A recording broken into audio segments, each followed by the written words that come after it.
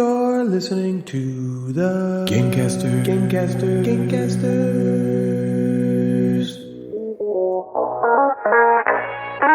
Natalie, Jeff, and Ryan are the Gamecasters, and they do a board game show, inboxes, and nooks and games, and top 5 lists, and sometimes there's fart jokes. Welcome back, junkies, to another IV drip of the Gamecasters, the methadone to your Dice Tower addiction. I'd say come along with us, but let's be honest, you're all strapped to a gurney right now that's against your will as the newest episode is pumped into your room to calm the shakes. And that's why we're so loud, because we have to make sure you can hear us over your own screams. I was looking at the analytics the other day, and while we may be number 200 plus in the US, we're number 3 in mental institutions, behind the board game snobs, and that AOL dial-up modem sound played on loop for hours. All of that makes sense. That was the worst. Yes, it was. Yes, we're back with episode 77 of the show that, according to Natalie, is just one gigantic stitched-together joke regurgitation from Check It Out with Steve Brule, 30 Rock, The Office, and Arrested Development. And to that nonsense, I will simply respond by saying, listen, you hunk. You just bit off my nutsack, which I keep tied around my waist to feed squirrels. You took a life here, Natalie, the life of the party, and you've made a huge mistake. Come on! You get it? Those are every I'm one assuming of those. they're off of those. You're Of course assuming. you are. We basically figured out that Natalie's the funny one on the show. Yeah, we did. And Ryan and I just That was regurgitate jokes. We just know. regurgitate shit. I wrote Natalie that makes 3 it minutes all. ago on my paper. TV show Natalie way. is the funny one. Yeah. did not. See, it's I what it did. says. Right there. Why did you write Take a picture, post it on Because we Instagram. were going to talk about, I knew we were going to talk about Natalie being the funny one on the Natalie's the show. funny one. I have Me and not. Jeff have no originality. We don't come up with shit, and we just regurgitate other stuff. So it's been a couple weeks since we've been here with you, and I think in that time I've grown. Not like internally, but like in total mass. What? We've just had a cacophony of constant candy casually cascading into all corners of my mouth, and it's been the most delicious way to derail any kind of diet. Are you trying to We're talk just about completely Halloween? off the rails here. It's like our entire house is that room in Willy Wonka's factory. We're just like eating dishes, licking the walls, dancing around with our mouths full of cake, singing songs like, "If you want to view paradise, put candy in your mouth and chew it. Buttoning my pants can't do it. As fat as the whole world. There's nothing to it." Yes, Halloween. We have so much extra Halloween candy, so we put out a bowl. Oh my God. So we went out trick-or-treating with the kids. Right. We put out a bowl of Halloween candy that was like, take 2. Yeah. And we came back and Two somebody were took taken. 2. Somebody Yeah, okay. probably And then they were like, oh, Well, there's the 2 gone. limit- I the can't take limit. any more. Right. Every Well, we still live on a dead end, so like, and we're usually not home on Halloween. So like, this is the first time the kids trick or treated in our neighborhood. So we didn't know, and we come back, so we have all Oh my God, an 3 entire kids bowl of candy tons plus of candy. And all the I kids. Oh, boy. bought. So like every 5 minutes, So- we're just in there like, Reese's Anybody peanut butter wants cookie. yeah. Yeah, with Twix, I guess, instead of like eating some grapes. Yeah. I'll Nah. have some more M&Ms. Yeah, it's like Yeah. some people have bowls of fruit in their kitchen. You just have bowls of candy and you just Yeah. eat that. Seriously, there's so much fun.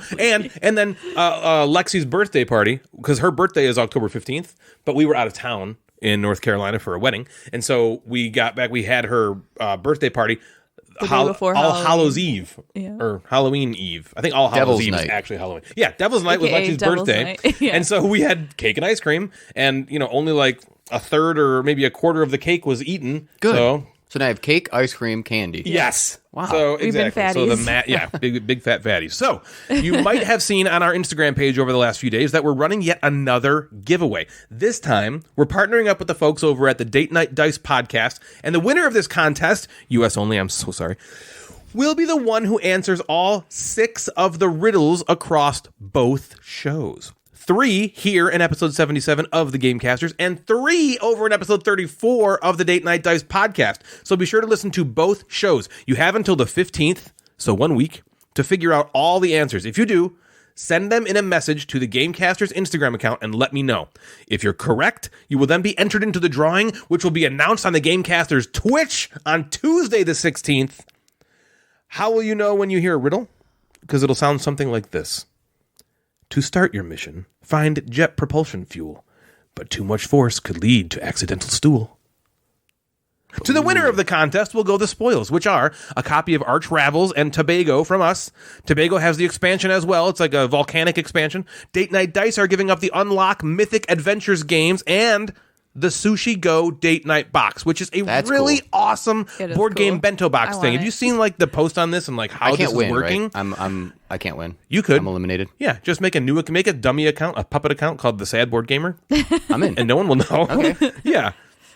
So from their most recent Instagram post, you get a date night guide, a custom Spotify playlist, icebreaker cards, a shopping list so you can grab all the yummies that go with the recipes, snacks and drink recipes, Sushi Go, the game, a score pad, and date night dice pencil, a winner's trophy, and a secret winner's envelope. So it's like you don't open it. The winner opens the envelope. So it's kind of like, I don't want to say a legacy thing, but what a cool concept that is. Very cool. There's also an extra mini game with a sweet treat to help you with your next date night. Oh, and don't forget the mints for part 2 of date night, the sex. And the part where you bang each other. What's that? It's really mint. I think so. It should come with other things. Isn't that Condoms. Yeah, it and should then come there's with some condoms. No, that makes Yeah. it feel bad. It feel bad. That makes it feel bad. Okay. Basically saying who uses condoms. People who don't want a bunch of children everywhere. A bunch of... Sorry, I banged you. Now there's a bunch of children everywhere a bunch now. of children everywhere. That's what. That's you how can it have happens. septuplets if you never know. Anyway, this thing is such.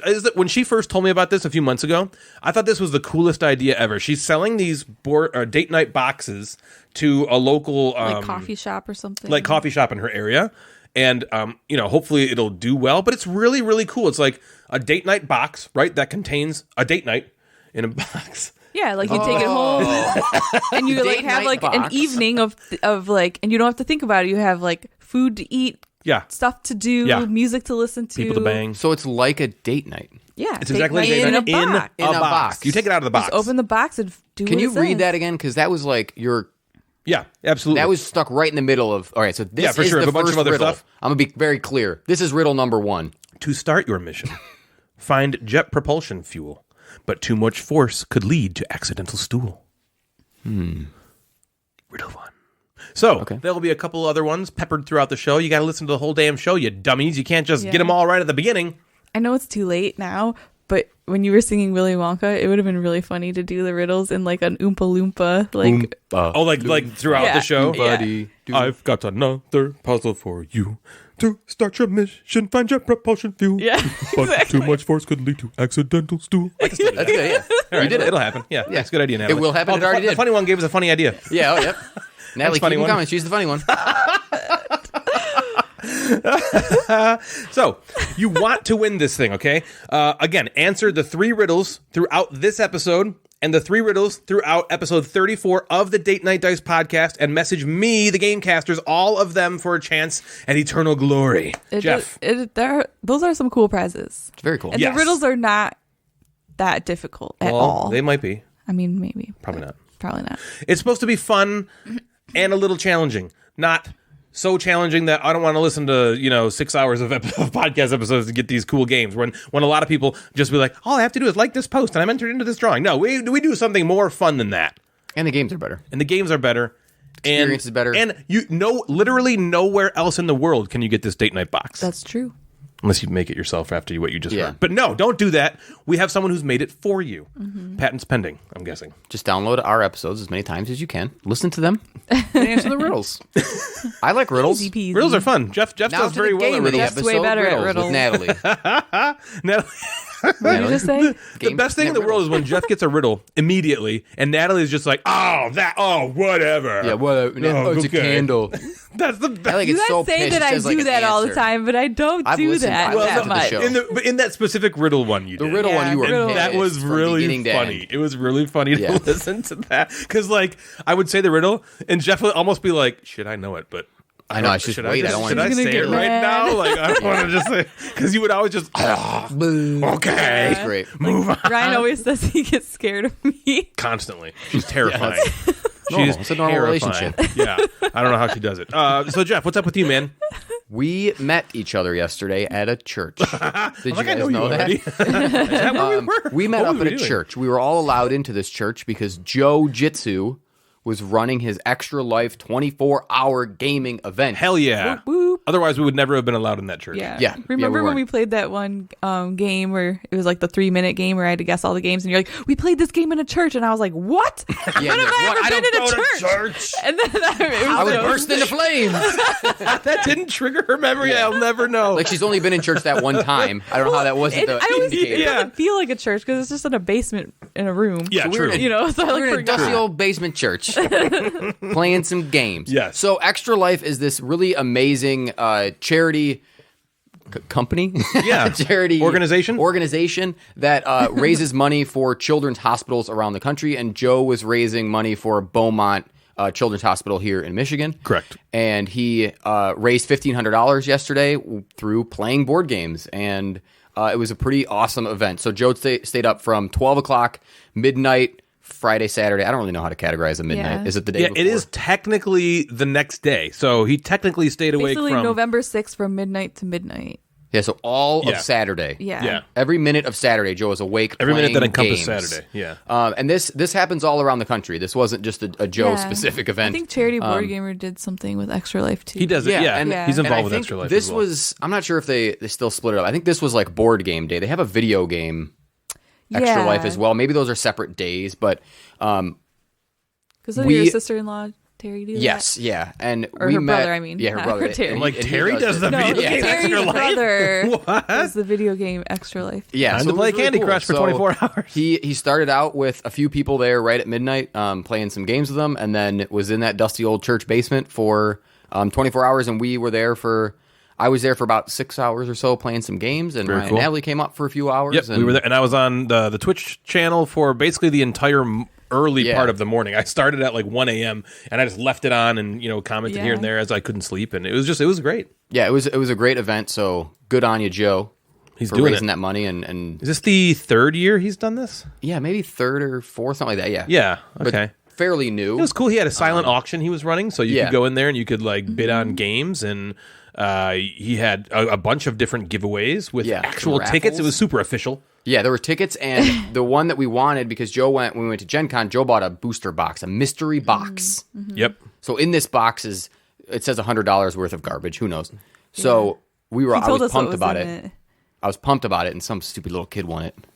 It was He was good. like, he kind of told me, he's like, it's a pretty good thing you didn't win it. Yeah. He told us what was It in was it. good that a kid Yeah. won it because it seemed kind of more like For like babies. not for like babies, but like Babies. like Yeah, it a was teenager, Muppet like Babies, a the kid card might game, like was the these first thing. games Yeah, more. Blues Clues. Yep. We just One was flew called, like- Blues Clues. One was called like Dig Dog. Dig Dag Dug. Yeah, there was Something. a bunch of games you never heard Okay, of that good. weren't. All right, Yeah, well, so that's no good. worries. So- But still, Good, I'm cool, glad I a didn't cool win it. thing. Yeah. Yeah. And he was giving away a couple copies of Strike because he bought all the Strikes at Target for the last year and a half. He just went Yep. to all the So you can't Targets get in them Michigan. from Nope. Target. And so Can't he get them from has Target he has yourself. Joe's now got 'em. cornered the market on Ding. Strike. And yeah, so it was a great, very cool event. I'm glad I was able to go and help out and be there. Yes. We've been back to school, extremely tired all the time, and trying to watch some TV shows. Yeah. Speaking of TV shows, Yeah, I'm turning it over to you for TV Okay, shows. speaking of TV Because shows. last episode I gave you Jeff guys gave us some on a homework. TV Jeff gave us some show. homework a few episodes ago, and then you remember last episode? Jeff's like, "You didn't watch the two shows I told you to watch," and Natalie was like, "You mean Nine Perfect Strangers?" And Jeff's like, "Nope, that was like 3 episodes ago." So we watched, and now this blew Natalie's mind when she realized that we watched both of these shows in the last 2 weeks. We watched Only Murders in the Building with Selena Gomez and 2 other whatevers, and then we watched. Steve Martin and Martin. No one Short. knows who that is. And then They were the best part of it. There was the second best part. they were They were in the show. 5/5 of the best part of it, I would say. 3/5 are Selena All right, Gomez move and on. her Gomez. Okay, so And her Gomez. Isn't Gomez the guy from the Addams Family? she has 2 friends named Cousin here, Gomez. Gomez. So we watched Only Murders in the Building. That show was amazing. It gripped me immediately. Yes. From the very first episode, I was like, this is really good. And it stayed really good throughout. Then we watched what might be the best show that I've seen in the last couple years called Ted Lasso. Told you. And Yeah. man, was it good. Jeff was like telling us over and over, you're going to hate this. Don't watch it. Despite that crap, we watched it anyway. Watched it anyway. And it was so... Everyone was telling it was us how good so good. It Oh was my so- gosh, is that show good. Yeah, it was so heartwarming. It was so funny. And I honestly would watch it all over again right now, even it. though we just finished it. Like, that's how good it We'll was. be right back. And We'll be I right don't back. feel like that about shows normally. That's not normal for me. Yeah, no, it's okay, so it's a lot different than a lot of other shows, right? Because a lot of other shows thrive on this dramatic kind of darkness, like Yeah. someone got killed or Crime someone or- really hurt someone else really badly, or you Yeah. know what I mean? Like there's a lot of it's just everywhere drama like that. is what, sells. This show kind of flips that around. It's just very feel good. And I feel like at this time in everyone's life with the pandemic and all that stuff kind of coming to an end and all this kind of crap, that was like, yeah, it's very refreshing. That's the show that it needed to kind of happen. Yeah. And it's really awesome to watch it. It just gives you the good feels. Yeah. Like Jeff said earlier. It just gives you the highly, feels. highly recommended. Ted Lasso, Apple TV. Great show. Now it's recommended by all of us. Yes. Yep. Welcome to the TV Gamecasters Essentials. Ryan said it broke a record for Emmy nominations. 20 Emmy For nominations. show. Yeah. For most heartwarming Bestest show. Best in show. Show. Best show with a when man you with look a up mustache. best shows, it'll say it's barely edible. Yeah. Did you see that? Ryan looked up. We typed in best restaurants. Well, and Joe actually was like, the reason it probably showed up because the word best is in it. We looked up best restaurants in Google, and a restaurant, the first one that popped up, the only review that you could see said the food is edible at best. And I was like, we shouldn't go there. At best. It's edible. At best. Yeah. At worst, you're dead. It's poisonous. Also, that's not how you look up local restaurants to go to. Best restaurants in Google. Yeah, I know. What's wrong? I don't know. I just did it. I do that all the time. I Google did. restaurants near me. Yeah. And I know. And then I know. At least you it's said near. near right, me. exactly. Yeah. Yeah, that's one of the best one. Oh, I got one more. Give me the best one. What's up? You guys know the bad board game covers thing that's going on? Oh, yes. you mean the first place tourney? person right now is that we're gonna hear about? Jeffrey Madigan, Mad Board Gamer. You're number one, 7 right? and 2. Number one. Number one. So I'm number one, but I'm think also you're tied number with a one? bunch. So yeah. This is now the welcome to Natalie beating Jeff down. What did you say? It's like, you think you're number one? It's like a board game meat tent. Oh, you're just tied with a bunch of This four was, other people. Can't even this be is in that first fantasy place, though. football type of thing that we talked about a few episodes ago, where I had a draft where I picked some games, and then there's a bunch of kind of crazy categories that we put the games up, that get put up, and then we add the games to it, and then we play heads up. Like, which game would be the most difficult to eat? Yeah, which I won that one because I put Zolkin. Because those gears. eat those gears. Yep. Oh, right, yeah. Or the ones this upcoming week are biggest waste of space, best that's me. bang Ryan. for your buck, Ryan. Ryan wins. bargain game sort Yeah. of So for that one, I put just one. Very perfect. It's a $20 game that you're going to want to play over and over and over again. So hopefully that will. Well, what I like will about win. this challenge that you're doing is part of what happens on a lot of these challenges is someone just sees a game and they don't give a shit what it is related to the game, what the category of this thing is. They don't care. They're just like, oh, okay, there's Wingspan. I'm going to vote for Wingspan. And I know you got kicked out some of those games. Yeah. But what Phil is doing in this challenge, which I think is awesome, and part of the reason maybe that Jeff is in first place because he comes up with these great things, are you have to give a reason just a one sentence. for Yes, I why like the that a game lot should about be it. Yeah, it's been considered really- in this category.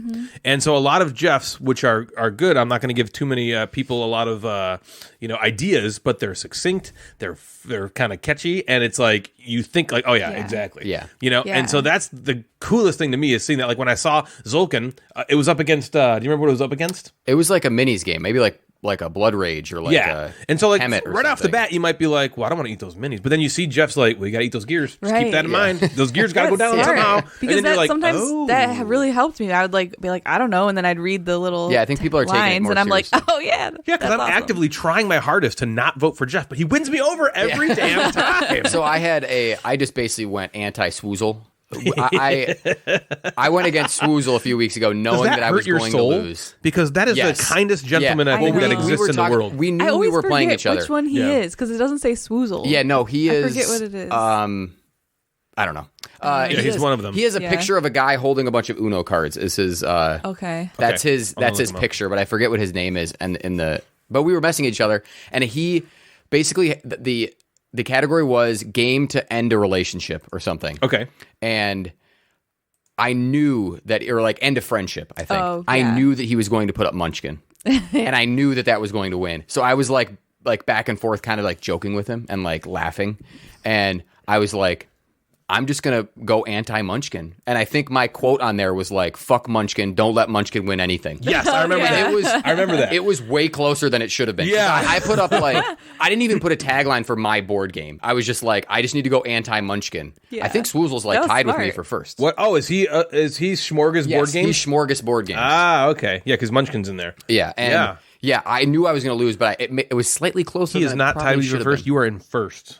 Oh. Because it goes by But votes. tied. Oh, yeah, it's votes. Well, your win losses are the same, but that does not mean who's in first place. Anyway, how cool is it that we have the been person great. that loves us the most, Swoozle, in second place in our thing? Yeah. No, 2 Gamecasters Go people. Swoozle. Yeah, Swoozle. Yeah, that's what's going on. How long does that go? How much longer is that? I think we're halfway through. I think there's 3 more weeks. Okay. So 4, 5, and 6. So you could vote 9 more times. Phil has really upped his game here. I think this Yeah, is he by has. far. Okay, I don't want to say that to sound mean. This is my favorite thing to vote on that he's ever done. Me too. Because I'm like reading the things. I'm taking my time. I'm not voting on I'm not like, oh, I'm picking everybody I like, right? I'm picking who made the best argument for their game. Again, who else does this? Nobody. Nobody does shit like Oh, this. yeah. This is like He very needs to have- meta kind of stuff that he needs is to have incredible. all the followers. He is awesome. He's a doing great things guy. that other people are not doing. Right. Phil, it's you so fun. It's really cool. He even had, and I don't know if he's going to do this again. He had a couple people on to talk about their strategies. Like he's taking it he very is. seriously. That's funny. Yeah, and it's hilarious and really cool, and that's awesome. It's cool that you're a part of it. And it's Haitian awesome sensation. that you're winning again because you win all these things. Let's go. Gotta stay on top. Yeah, you do. You can. You're going to get there. Okay. Back during my polyomino journey, there were a few games I hadn't played that I was very upset about not being able to play. One of these games was Star Wars Destiny because it didn't have polyomino tiles, and so I couldn't play it. But another You one... cut your cards up. Yeah. Gosh. I got enough of these. I arranged the dice in like a little L. But another one was this game called Project L by good old Michael Mikes, Jan Sukul, and Adam Spaniel. I pronounced those names a little bit wrong because it was kind of funny. Their names are actually Mikal Mikes with a line over the S in Meek and Mikes. Okay. So it's not Michael Mikes, it's like Mikal Mikes. Which probably changes the pronunciation from like Mikes to like Gorbachev. I don't know. Yeah, maybe. But Jan Sokol's the name is the same, and then Adam Spaniel is really Adam Spanel. So these 3 people designed Project L. I missed this on Kickstarter, and when I was doing my polyomino sojourn through the mountainous region of Uwe Rosenberg, it was like just delivering to backers, and so I was very jealous because I couldn't get my hands on it at the time, and it looked really cool. The box cover is like shrouded in mystery. It's just like a black matte finish with Project L looks in the cool. middle. Yeah. Cool look. That's it. Yeah, there's like no other info on it. cool unless you turn look. it around and look at the back. No, but doesn't other it? than that, there's nothing in it. Yeah. And so it's basically a polyomino game about filling up little dual layered cards with hard plastic tiles. And it is as satisfying as like a really awesome caulk bead or like making a hot woman laugh or pooping. The game is really simple. You are trying to score the most points at the end of the game. He's not wrong about caulk beads, by the way. Yeah, When you get a right? good line Doesn't of that caulk, feel freaking man, awesome? I've never caulked anything. I You always need to wanted start- to. It's fun. Caulking. Caulking is Okay. great. Just we have a lot of But like, also, let me tell you right scenes now, around, you can get caulk 'em. caulking very wrong. Yeah, I would can Most be a people bad do caulker. because you have to really get that caulk gun to spit you out the just gotta right. get it Smooth. flowing. Yeah, because what you can happen is you like pump it, and then when the caulk starts to then come out, it it'll just like just- explodes out of Yeah, you. there's Then it'll Especially if your caulk hand is on it, everywhere. that's what Yep. it's always going to explode. The game is simple. You're trying to score the most points at the end of the game, which happens when one of 2 stacks of puzzle cards runs out, and you score points based on the number of puzzle cards that you score by filling up all the space with your polyomino tiles. On your turn, you take 3 actions. You can take a puzzle card and place it in front of you. You can place polyomino tiles you have in front of you on those puzzle cards. You can upgrade polyomino tiles you have. And once per turn, you can place up to 1 tile on every puzzle card you have in front of you called the Master Action. The game is really quick and fast-paced and is about a half hour to 40 minutes all told. It's very quick. Things I liked. There's a lot to like about this game for me. For one, the component quality. The polyomino tiles are like this really nice hard plastic and are very smooth to the touch and just feel like really quality.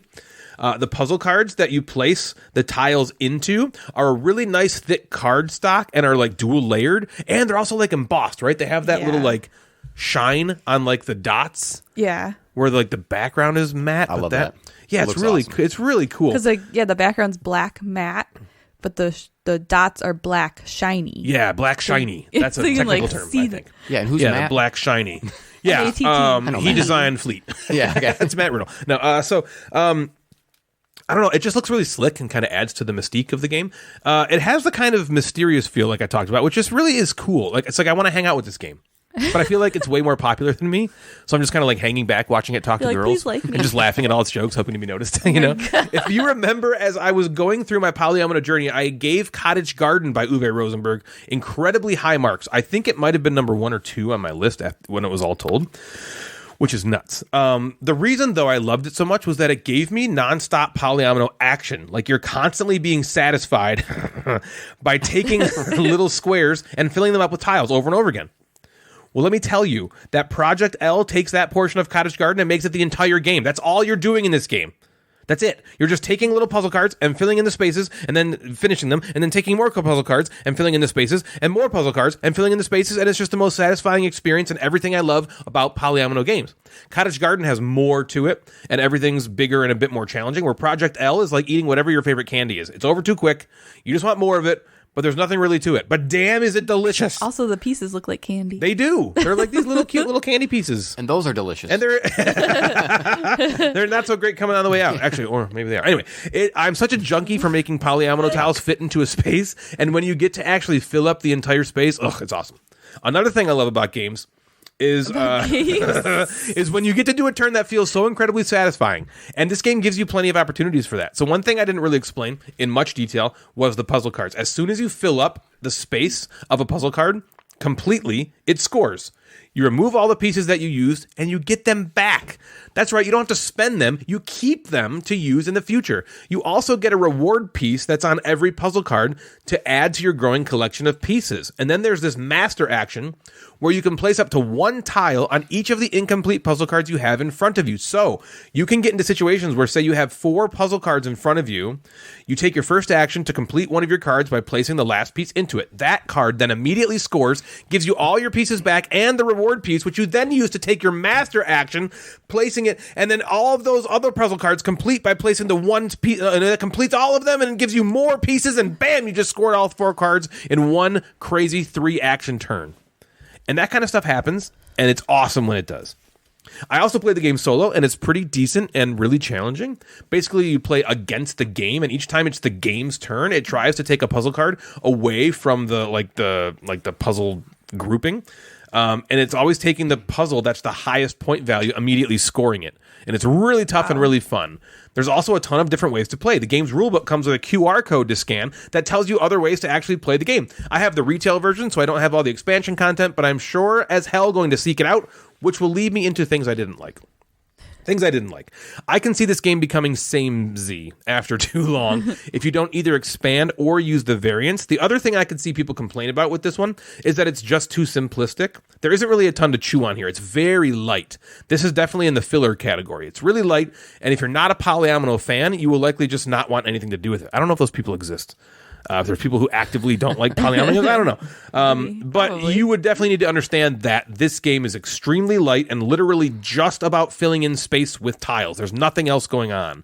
But overall, I love the game. And if you're looking for a super light, quick game to play with your significant other that can also play up to 4 players and even solo, I would get this game in a heartbeat, as I feel like this will be a complete go-to game for us and might replace Cottage Garden in our collection, honestly, as it will just simply hit the table a ton more. Yeah.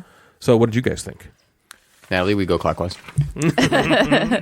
I loved this game too. I love the components, every part of it.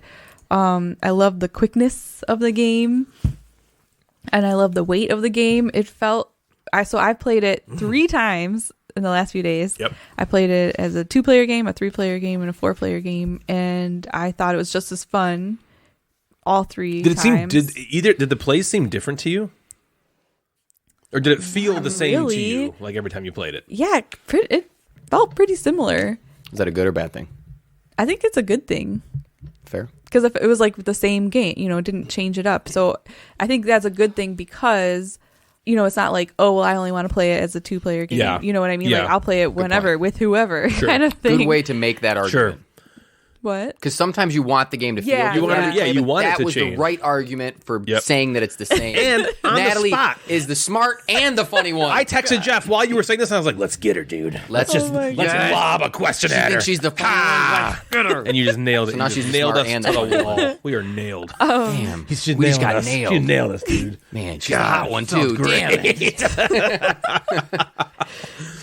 Whatever, guys. Anyway, We're the nailed ones now, so. I also, Snoo.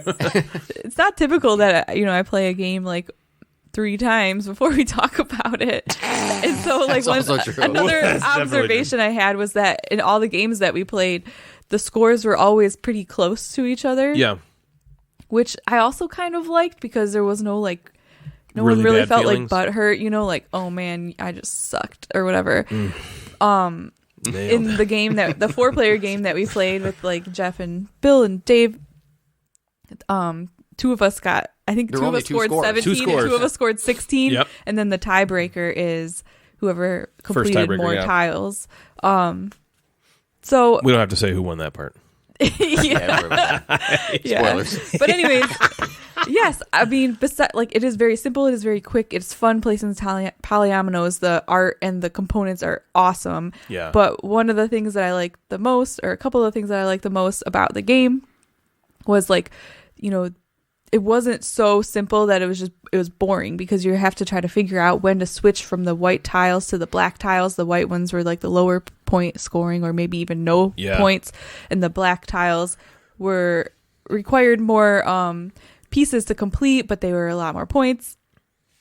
And then also, but then the more you take the black tiles, then the game will end quicker. And so, like, you know, figuring the timing And the out with rewards on the that- black tiles are much less. Yeah, but so it's cool because like you said, when you complete tiles and you start collecting the polyomino pieces, you keep them all. So you're building this like engine of pieces. And so that's another interesting thing, is when, you know, at the beginning you're taking the lower white tiles that might take like only like 1 or 2 polyomino pieces to complete, because at that time, if you only have 4 pieces, you can't even complete one of like the big black tiles. So you're forced to like build up this pile of pieces before you can even take the black tiles. Anyway, so figuring all of that out and the timing, all of that is, I think, one of the most interesting and cool parts of the game. Awesome.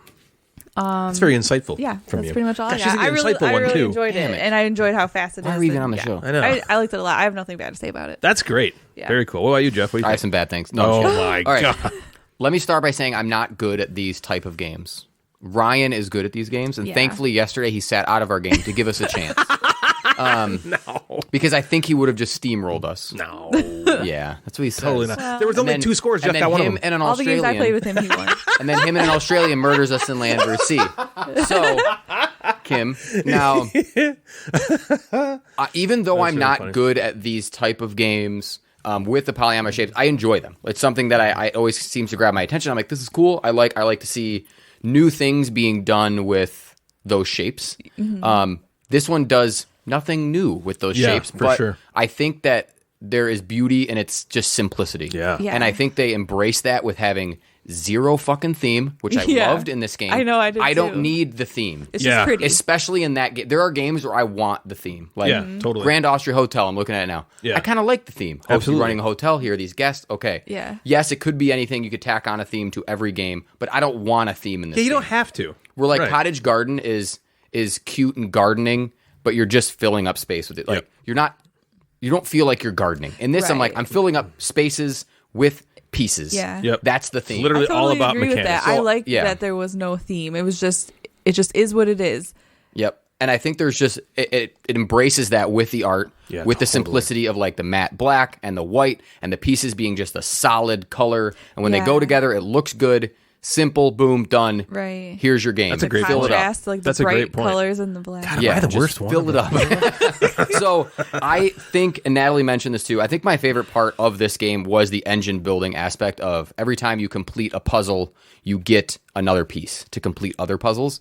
And I love engine building games. When I think of engine building, I think of cards, right? You think of, I have an Yeah. engine of Totally. cards going. But this, you have an engine of pieces going. And there's a Right. point at which you need to switch. You need to get away from the little ones and start making the big ones. Just in like all engine games. All right, Right. I have enough resources When going. do I switch? Yeah. Now I need to get end game points. Now I need to do this. And I love trying to figure that out in these games. So having those pieces of engine, that was my favorite part, where I'm like, all right, now I have enough. Or do I have enough? Yeah. You know, and then I realized I was probably a piece short before I should have. Before you switch, when you switch. Yeah, and I'm like, did I have enough turns to do it? And then Dave ended it early. I like those decisions. I thought that was the best part for me. I really liked it. I'm looking forward to some more plays. It seems like it could be something I add to the Yeah, collection. well, it's very. Here's another point in its favor that I haven't talked about. It is very inexpensive. Yeah, I think Amazon was like $30, $35. And that's on the high end. I think if a Miniature Market or Cool Stuff, one of those had it for it's like $28, which is a really good price point for this. It doesn't admittedly come with a ton of stuff. It's literally just those cards and then the tile. And but everything's really nice. But it's all really nice. Quality. Yeah, so it feels like you're getting a deal. Yeah. You know? Right. I think it could be an easy, if you're looking to get to $100 for free shipping. Yep, boom. $28. And that, like you said, the price might be coming down because now it's brand new on Amazon. So they're capitalizing on people wanting it right now. But it could easily come down to $25 under $30 game. This was a fun game. You getting the goosebumps? I'm even thinking about like more stuff that's cool about it. Like even just the fact that like when I played with the 4-player game, I was the only one who had played it before. And everyone was getting all like the white tiles. And I was like, I think I can switch to the black tiles and start getting the high points. But in the end, it's interesting because like I lost on a tiebreaker to somebody because they had more tiles completed, probably because they didn't switch as early to the black tiles, but they still got as many points as me. It's there's more to it than it seems. Yeah, knowing that the points are going to be close. How does that change what you're doing? There's no one. It seemed like, because I watched you guys play on the stream, and then I know you guys played it before, and then us playing a 4-player, there was no one that was like way back. And sometimes in engine building games, someone is they can't figure out like, how do I do this, and it's not working. And or we were so close. In a game like Splendor, which Bill kept comparing it to, there's a lot of cards that can come out that you just, if they don't come out right, you can't get them. Yeah, because you got to like pay for them. You're like, oh, I have the red gem discount, but I can't do that. In this game, it's different than that. Like you can take anything you want to, and nothing really precludes you from like you can use all the tiles on every card. You know what I mean? Basically. Oh, yeah. And for how much Bill compared this to Splendor, it's not Splendor. No, I don't think he even thought it was. It was just a joke. It's in a Splendor weight class. So if that's a game you love, like a Splendor, Azul, this is in that category of maybe a little lighter. Yeah. But yes, I think it gives you similar feels to those. It's a great filler game. And I'm very excited that we have it in the collection. And I think it's going to be a go-to for us for sure. Fine, I'll buy it. Yeah. Boom. We got him. We got him. All right, Jeff, what do you got, man? Let's talk more Polyomino. Oh, thankfully. Why not? Polyomino episode part 2. Hell yeah. We've waited 30 episodes. And now we're back. God, has it been? It's probably been. It's been a lot, though. It was a while Was it ago. pre-50? I don't know. You know what's funny that you say that? I do that too. Yeah, 50. I'm like 50 is kind of like the barometer. Was it before 50 and now or we're after 50? closer to 100. Yeah, we are. Than we are to 50. That's fucking crazy. In your face. 50. Shit. Are you guys making episodes behind my back?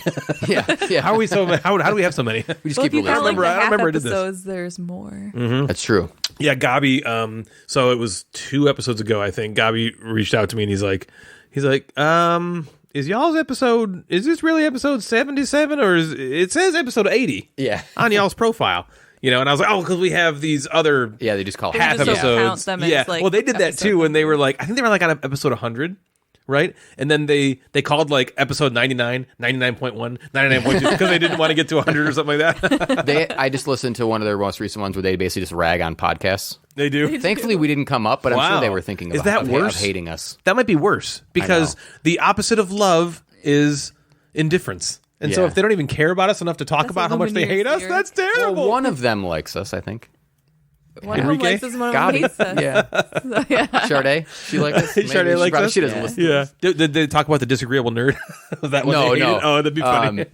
Someone tweeted out, I guess it was like, I'm listening to this podcast with 2 guys on it who just banter for the first 20 minutes of the show. They didn't say a name of it. Gabi read that, and Gabi was like, "Oh my god, that's us." Oh yeah, so that's how it started. That's kind of how it started, and they, whatever. Yeah. Let's talk about Polyomino. Like that, all right, I like Polyominoes. This is also a Halloween theme game. Spooky scary. Yes, this game is called Castle Party. Scary skeleton.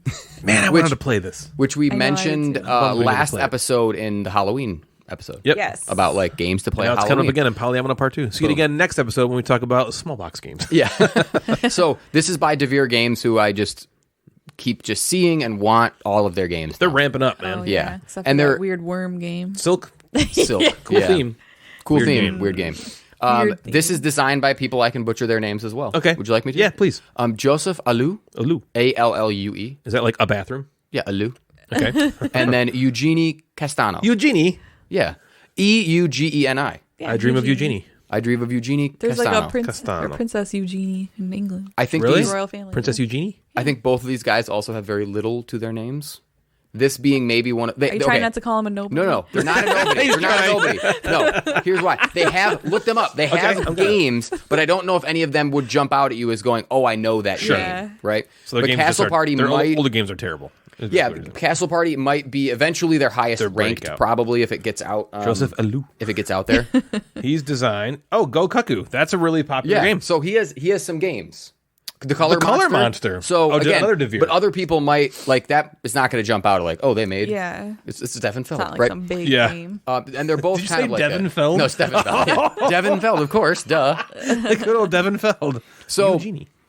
so here's the theme of this again. Here you're adding a theme to a polyomino game that doesn't matter. But Right. the theme is kind of cool because it's Halloween themed and the art is The art cute is and so that kind of Yeah, stuff, it's right? very cute. The art is like really... So here's the theme. The Pumpkin King is throwing his annual Halloween party and is inviting just a shitload of monster guests. Okay. It actually says right here, shitload. Yeah. So there's witches and werewolves and zombies, Bar and mitzvahs. unicorn and bar mitzvahs, and boys becoming men. Men There's becoming Franken wolves. people. There's Draculas. There's Lady Draculas. There's 30 Rock. There's a whole bunch of stuff. The Lady Dracula. The Lady Shut up, Dracula. Natalie. Here, You know what Natalie. I'm talking about? God, Lady Dracula. 30 Rock. That the who's the woman with like the tall hair? Yeah, with the, like the... Maleficent? It's got like the... No, he's, Oh. it's No, got it's like the white zigzags or something. Yeah, kind of thing. that's Isn't that what, Bride of- Elvira. Yeah, I just I called thought her it was Lady Bride of Dracula. Frankenstein. Elvira. Oh, maybe Bride of Frankenstein. Is it Elvira? I'm gonna call her Lady Dracula. Okay. No, Elvira's an actress lady. I think it's Bride of But she has huge hair. Frankenstein. That's not Yeah. her. Look up Bride of Frankenstein. I'm gonna type in Lady Dracula. Lady and see Dracula. what comes up. When I type in Lady Dracula, we get it's just an actual. Yeah, Lady Dracula. It's a guy with a pizza. No, there's a pizza slice on his face. His pizza face. Lady Dracula. It's a Dracula who's a lady. Tall So hair. all these zombies and Halloween Type in themed what is monsters Lightning bolt. are. Do you find out the hair? I don't know. Is it this? Yeah. Like That's I her. said, Bride that? of Frankenstein. Why didn't you just say that? I would have typed that in. Yeah. Jeez. We'll listen back. So Lady Dracula. Okay. And all these monstery people are showing up to this Pumpkin King's castle party. Right. Okay, yep. Everybody begins with their own dry erase player board. Ooh, it's dry erase. Dry erase, Oh, which that's is cool. I know some. I don't know if that's the way to get away from the overuse of paper, right? Because I know like Second Yeah. Chance is just paper, Yes. paper. Yeah. So this is a two-sided. You mean like eco-friendly kind of stuff? eco-friendly stuff. So this is a two-sided dry erase board. I'm gonna say a complaint right now. The markers are shit. No. 3 of the 4 markers are trash. don't I need work. to just get a new one. So I need to get 4 new markers. I feel like that's got to be a hard thing for publishers, right? Because you can't spend a lot of money on these, but when you don't Yeah. spend a lot of money on the markers, they comes on. suck. They suck. Every So- game is like that. Yeah. It was the first play. I get when I'm 10 plays in or 15 plays in. This was the first play, and they came out of the That's package bad. bad. So Yeah, that that's was bad. really annoying. I don't know if anybody else has played it and had that problem, or if I just got a bad pack, whatever. That's bad. So you get your marker, you get your dry erase board. It's a top-down view of the castle in a grid form. Obviously, it's a polyomino. So Very cool. the inside of the castle is in the middle. There's then a moat around the edges. And then there's a drawbridge. So you have the drawbridge walking into the castle, the moat around the edges. That's like your board. Okay. You begin with 3 cards in your hand that have one of 5 or 6 different symbols on them. The symbols are associated with a monster type. So the zombies are triangles. The Draculas are like a little teeth-looking thing. That's cool. The Franken people are X's, right? So they're all associated with that. So the art there is a monster. Is the Lady but there's a symbol. Dracula a lightning bolt? The Lady Dracula and the Man Dracula are the same Dracula. Oh, okay. So Yeah. they're both teeth. They both have the Okay, teeth. I see. They just have different art. Got it. So the monster is associated with so you don't have to draw Frankenstein on the board. Yeah. You can just draw a Yeah. circle. So the start player begins by flipping over a card that shows a polyomino shape. They're not very long. They're no more than 4 Yeah. total spaces. So the polyomino shape Like in could be Project L. Yeah, it could be the zigzag. It could be the 1 square. It could be 2. It could be the small The T. little That T. kind of stuff. Yep. It's not Thank God for the little T. there's not the maybe there's a 4 space, the hero. So anyway, Yeah, 4 okay. spaces is what it is. And that player gets to orient the shape to whoever they want, because that's how you're going to add it to your board. That's how Ryan will add it to his board, is how it orients to him. And Natalie add it to her board, how it orients them. So if I have the L, right, this little L, Yep. I make the L face me, so I'm looking at it as an L. Ryan would do it as a sideways L. Right. slide, Because, right? yeah, it has to go oriented to Yeah, you. so it's orienting. So the first player gets to flip that over and orient it however they want. And then you add one of the cards from your hand to recreate the shape that's there. So if I'm doing the small L, I take the card from my hand that has Frankenstein on it with an X, and I place it in one of the 4 spots that made that L. And then Ryan gets to add one of his cards to that shape. Natalie would add one, and then I would add the final one. To create it. To Okay, recreate so it's now that shape in recreated. there with the X's, the circles, the teeth, the monsters. Wow, that's So weird. you might have a shape. So my L might have an X, a circle, a teeth, and the unicorn thing. So there might be 4, right? Yep. So I'm not only as first player flipping over it, I'm adding the first monster, but Why are everybody we else doing gets to add that? it. Why are we So, putting that? Okay. You want to basically have groups of monsters together that are the same in your castle. So you want groups of X's and circles. They're all together. So the Frankenstein and the Lady for Dracula's all want to hang out with each other. Yeah. So They're because it's clicky. oriented facing me differently than it's facing you, that X might really help you in that spot, but hurt me in that spot as it slides down. Because mine's on the top, Ryan's is on the side. Right. Right. So I know it's weird not visually seeing it's how hard that to works. understand. But think of it, you're adding shapes to the board, and the symbols that you're making in those polyomino shapes are made by everybody at the table. So even though I have control of the orientation, I don't have control of what all the symbols that are going to end up on my Sure. board are. Yeah. So then everybody adds it to their board. So you can add it wherever you want. You can add it wherever you want. There is no have to do like adjacent to it. that Exactly. shape with those specific that symbols shape in that with order. in that order, in the shape, that position, anywhere on your board. You can even, if you want, leave some of the guests in your castle and some of them in the moat, like dying in the moat. You can leave some of them on the drawbridge. I've always wanted to kill someone in a moat. Yeah. Anybody left in the moat at the end of it loses you points, but you might not want that guest to be there because it might block up one of your spaces. You that can't you dredge want. the moat and get rid of the bodies. There's no action like that. So, again, visualizing is hard, I think, in this game, but look at pictures. It kind of makes sense once you sort of see it. So there's also 3 different powers that you can use at any point in the game. Austin Danger Powers. Yeah. And what's cool about these powers is the first person after. So if I'm first, Ryan would get an opportunity first to use one of his powers, and it might actually completely change the shape for everybody. Ryan says, I'm going to use my 1 power a game to rotate it. So he gets to rotate it for now everybody.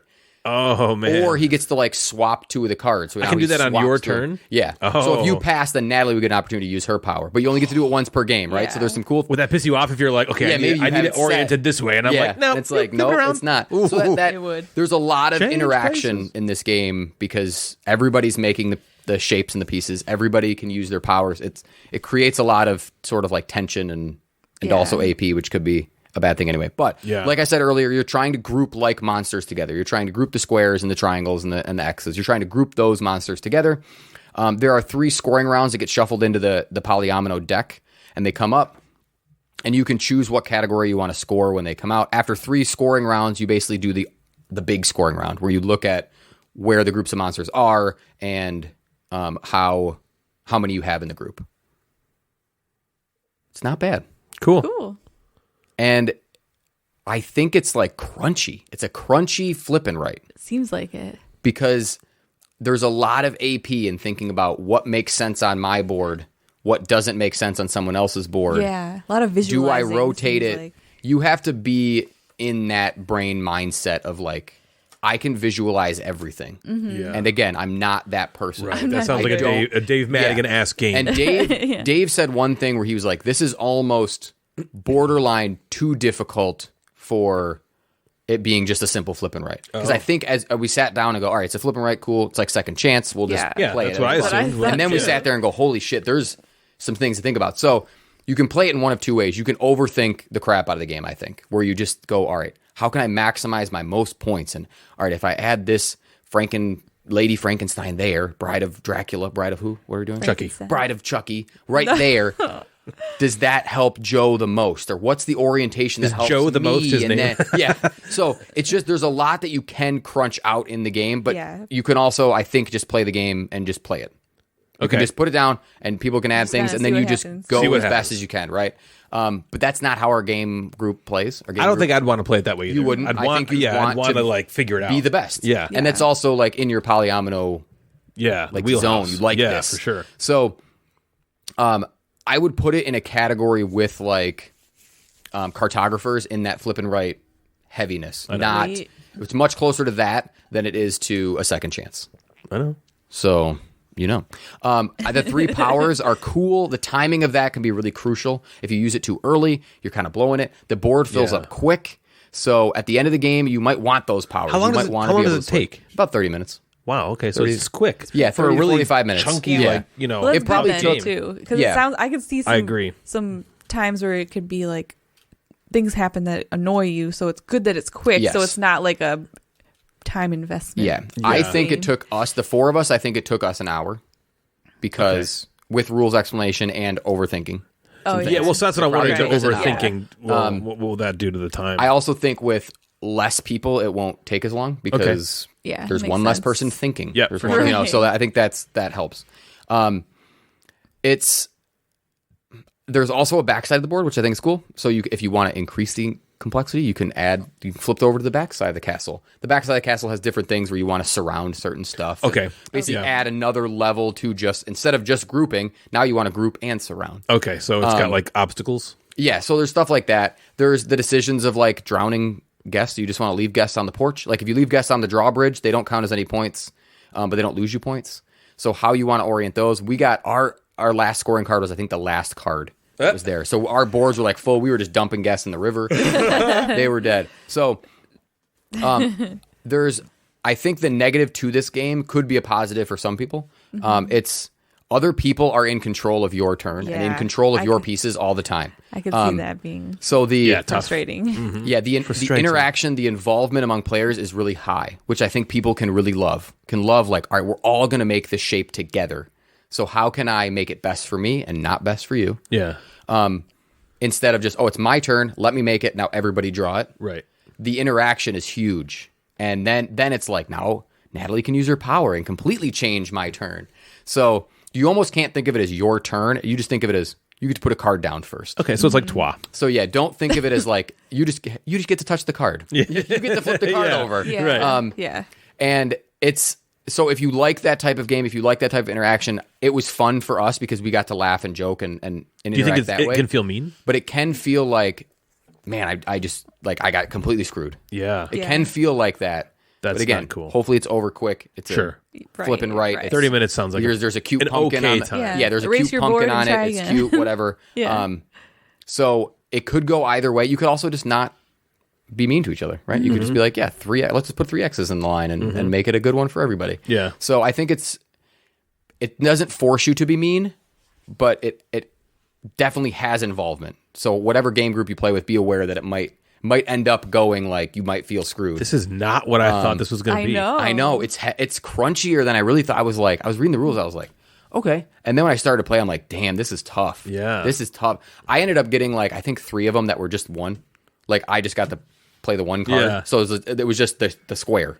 So I played the one card and it was it. And then nobody one else else. is going to like, Yeah, you can't do rotate anything. it. Right, Yeah. rotate the square. Right. But yeah, on like Bill's turn, I remember there was some times where like Joe had to use his power and he like flipped it and it was like a completely different shape. And now Bill's like, God damn yeah, it. and even the piece that I added to the spot where I'm like, okay, now I know exactly where this is going to go. I want this circle on the bottom right. Now it just got flipped and now it's in the top left because the piece got rotated. Yeah. So now you just have to be on your toes. All Okay, the so time. compare it then to like Tag City or Second Chance or compare like where do you put it? Yeah, I think I like.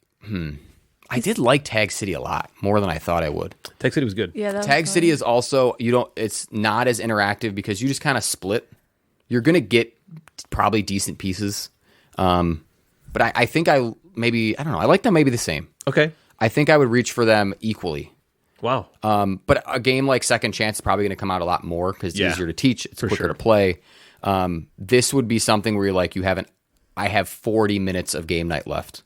And it's like, okay, I don't want to play 10 games. Well, I do want to play 10 games of Strike, but do I play 10 games sure. of Strike? Or we play a little chunkier game. Yeah. So Killer Plus. it's hard to compare, but yeah, if you liked Tag City, this could be right in that wheelhouse. That's a good comparison. Okay. So Castle Party. Sweet. We'll have I to do try it. love the artwork on that. Yeah, Holy- we'll have Yeah, to I try like it the because I think theme. you guys would like it more than I'm describing Yeah. it. I feel like I would like it. Because is it Ariel that has the orientation Yes. of the piece Yeah. matters? Yes. Yep. That's the coolest part of the game. Yeah. Because you could just make it and then you could spin it however you want. Yeah. Then For it sure. becomes lighter. But when you have I think that's to a play great it, addition, like something like a Ryle, which is really. So it sounds like these are 2 of really the only games that do that. Most polyomino games, almost every single one is like, do whatever the hell flip, you want with mirror it. it Here's wherever the you shape want. you get. Do whatever the hell you Right. want. so figure it adds that layer and the layer that you're building the shape with the the symbols. That's cool. Yeah, it was cool. It was more unique than I thought it was going to be in this flip and write sort of world, because a lot of them are flip, draw it in there, flip, draw it in there, flip, draw it in there. This had a couple extra layers, which I enjoyed.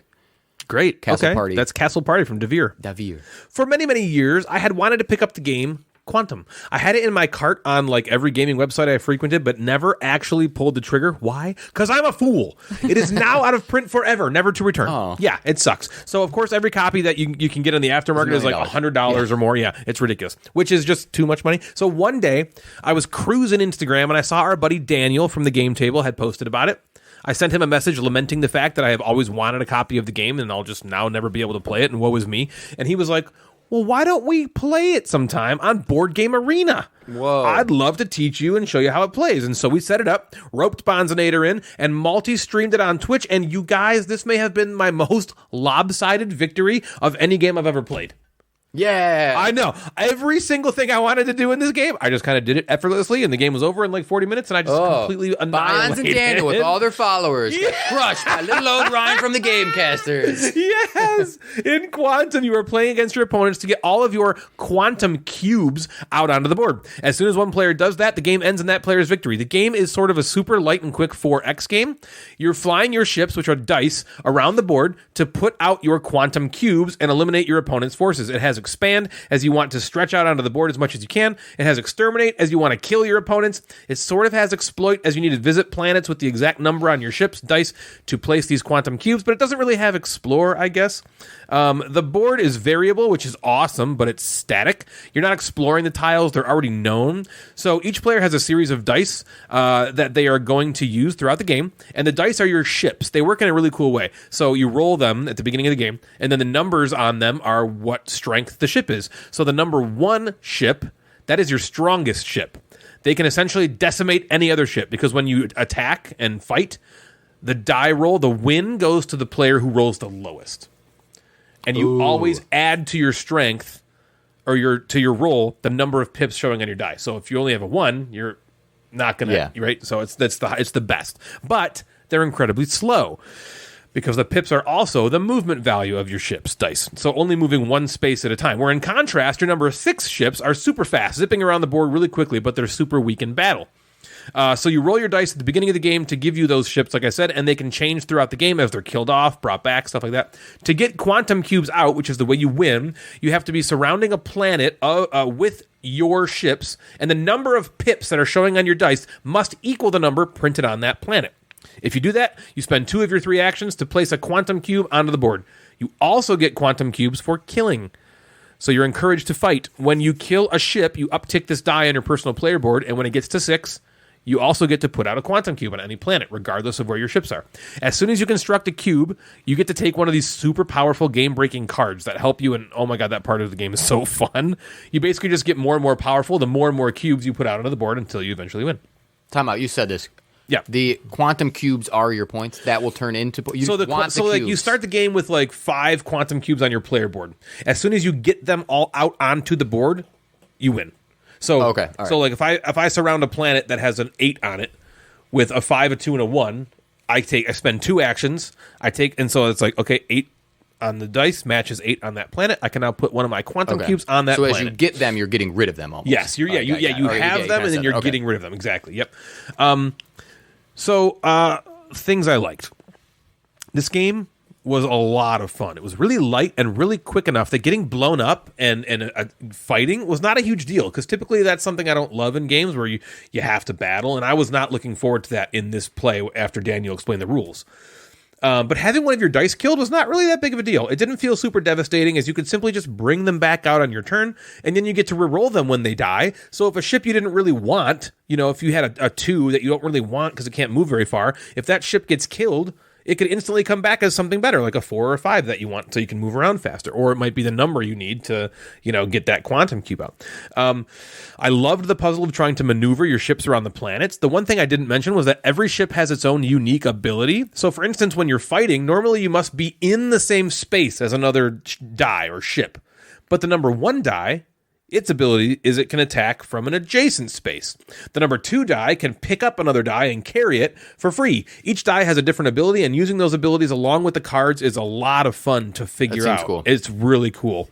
I was playing with Daniel and Bonds, and I felt like I just had to look at what I had very closely. And when I did, I found out ways to do what I needed to do that wasn't really obvious at a glance. And that was very satisfying. You know, I loved that portion. Like I'm looking and I'm like, I really need to get these ships to that planet so I can get my quantum cube this turn. But there's no way I can do it. And then you realize, oh, but this die's power lets me carry this die for free. And then I can place it right now, and that's only one action, and then I have 2 actions left to get the quantum cube. Oh, and that feels so cool. And it's something that your opponents don't even necessarily notice you're going to do right away, so it feels surprising, you know, because they're just focused on what they're doing. I also really like the look of it, the big chunky dice flying around the board and the player boards and everything. It's just really beautiful. So things I didn't like. This game is very much in your face. It's very attacky and take thatty. Your plans can get ruined very easily, and they will. You're never going to just do everything you want to without something going wrong because your opponents are trying to not let you do what you want to do, right? Like I said, the game is very quick and light, so it doesn't feel that bad, but it is something to note. Possibly the biggest thing I don't like, though, is that it's just not available. As far as I know, there are no reprinting plans, and so if you don't want to play this online, you're going to have to pay an arm and a leg to find it. Also, I don't think I would play this with 2, as you could just simply not, you wouldn't fight very often. And as much as that is annoying and can be annoying and things I don't love, I think it makes the game what it is. And with 2 players, it would just be too easy to stay away from each other, I think. The game's all about fighting each other. You don't have to do that to win, as I did not attack one person in my game. I played and I destroyed them. Well, we know the key is not to attack anyone. But they attacked me a lot, right? And so they were getting quantum cubes out from attacking me. I had this. We'll talk about it later. But I had this like great positional advantage that I used that just kind of like moved me along on planets, and it was great. The game would definitely lose something if the fighting wasn't involved. Mm-hmm. Overall, I really enjoyed it, and I want a physical copy more than ever now. Yeah, and honestly, the way you spoke about it, it seems way better in person. Yeah, like manipulating the dice, moving your quantum cubes, like seeing all that stuff, and you touching them with your finger pads. Yeah, your finger pads. Yeah. You want to touch those dice? They're like chunky and the tactile. best games that I like. Again, we all know my feelings on online gaming are simple, quick online games. Like can't stop.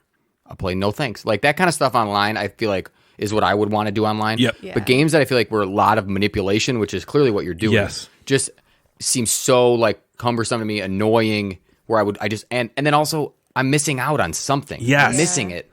Yes. So the one thing that I will completely agree with you there, playing on Board Game Arena is fun because it does all the it's like a mod or something. Is that the right word? So it's not like TTS where you literally do everything.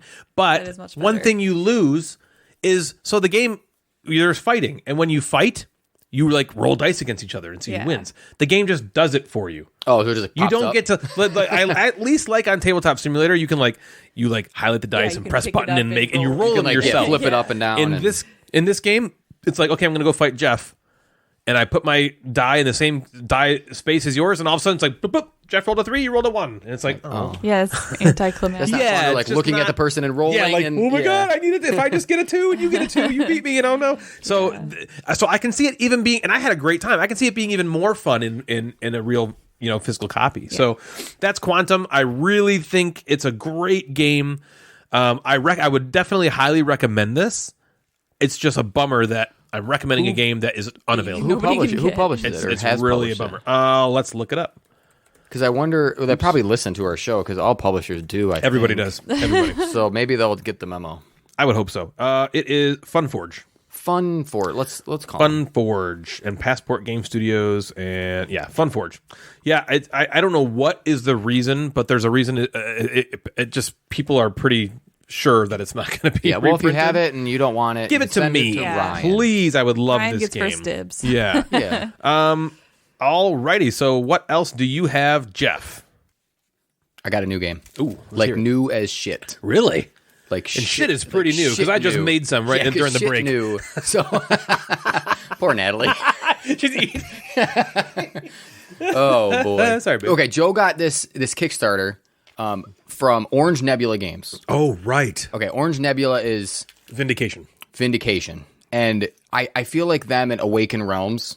Yeah. I put them in the same category to me because they make highly immersive, big box, big games, like cool mini stuff like that kind of. Yeah, that's a pretty good type of games. comparison, So I think. they don't have a ton of games. They're not pumping out like game after game after game multiple times a year. But when that one game comes out, it might grab your attention. True. So Orange Nebula, I guess, had released this around the world, and it was just having some shipping issues in the United States. So people were kind of getting them randomly, not getting shipping notices, and everybody knows that. Oh, from the Kickstarter, you mean? Yeah, everybody has been just crazy. Right. So people, I think, around the world have been playing this game for a little bit of time now. But Joe just got his Kickstarter recently, and then it was his turn to pick on game night. So he was like, "We're doing it." I feel like he got it on Sunday, and we played it on Monday.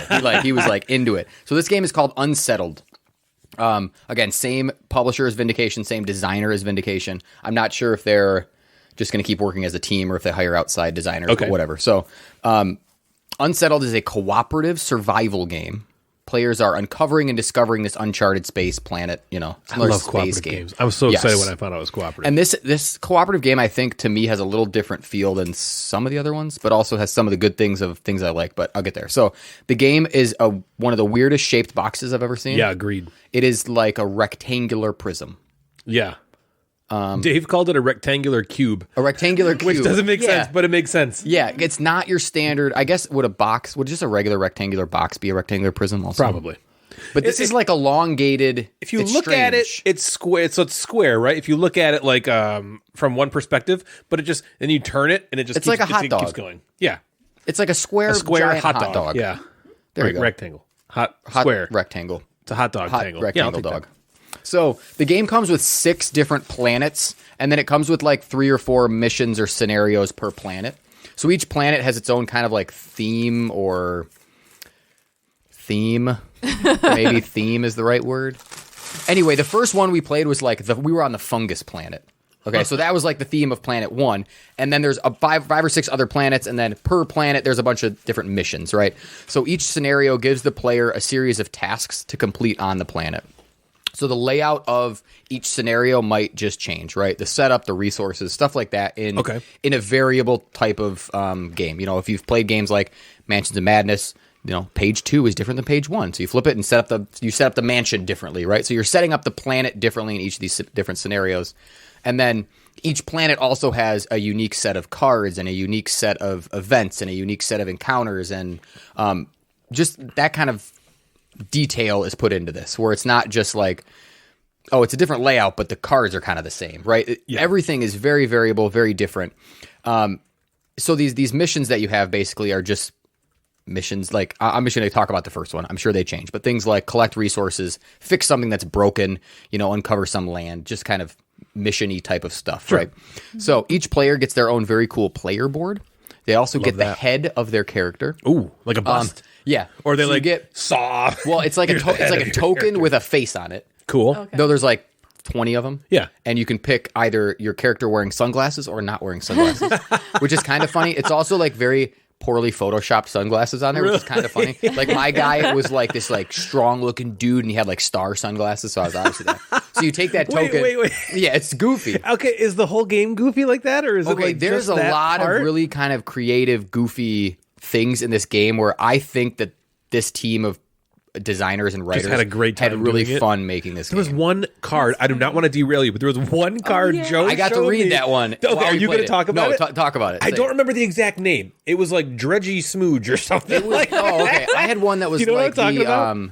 the slob gobblers or Yeah, something that was so weird. the slurb gurblers, which just sounds like a Futurama joke or something. Or Right? just something I would say to Natalie. Exactly. It was. Hey, Google my slurge. So, and then the writing on some of these cards are like are just so funny. So I don't know. Maybe those tokens had to be something fun. I'm not sure if those people on the tokens might be people they know. I don't know. You're right. It's so funny because like I didn't see any of the details, but like I saw the box and I just saw the game like laid out on the table. Looks very It looked like serious. a very serious like vindication type game. Like it doesn't look like it would be it's silly not, at all. You could also just read it and not look into something called slurb gurblers. Yeah. Or you can kind of laugh at be like like, the what? slurb gurgler and then read the description. Then it's kind of funny. Like maybe Like it's like an Easter egg unsettled, sort of just thing. like my stomach after Taco Bell. Yeah, it's like kind of it's like funny right now. Yeah.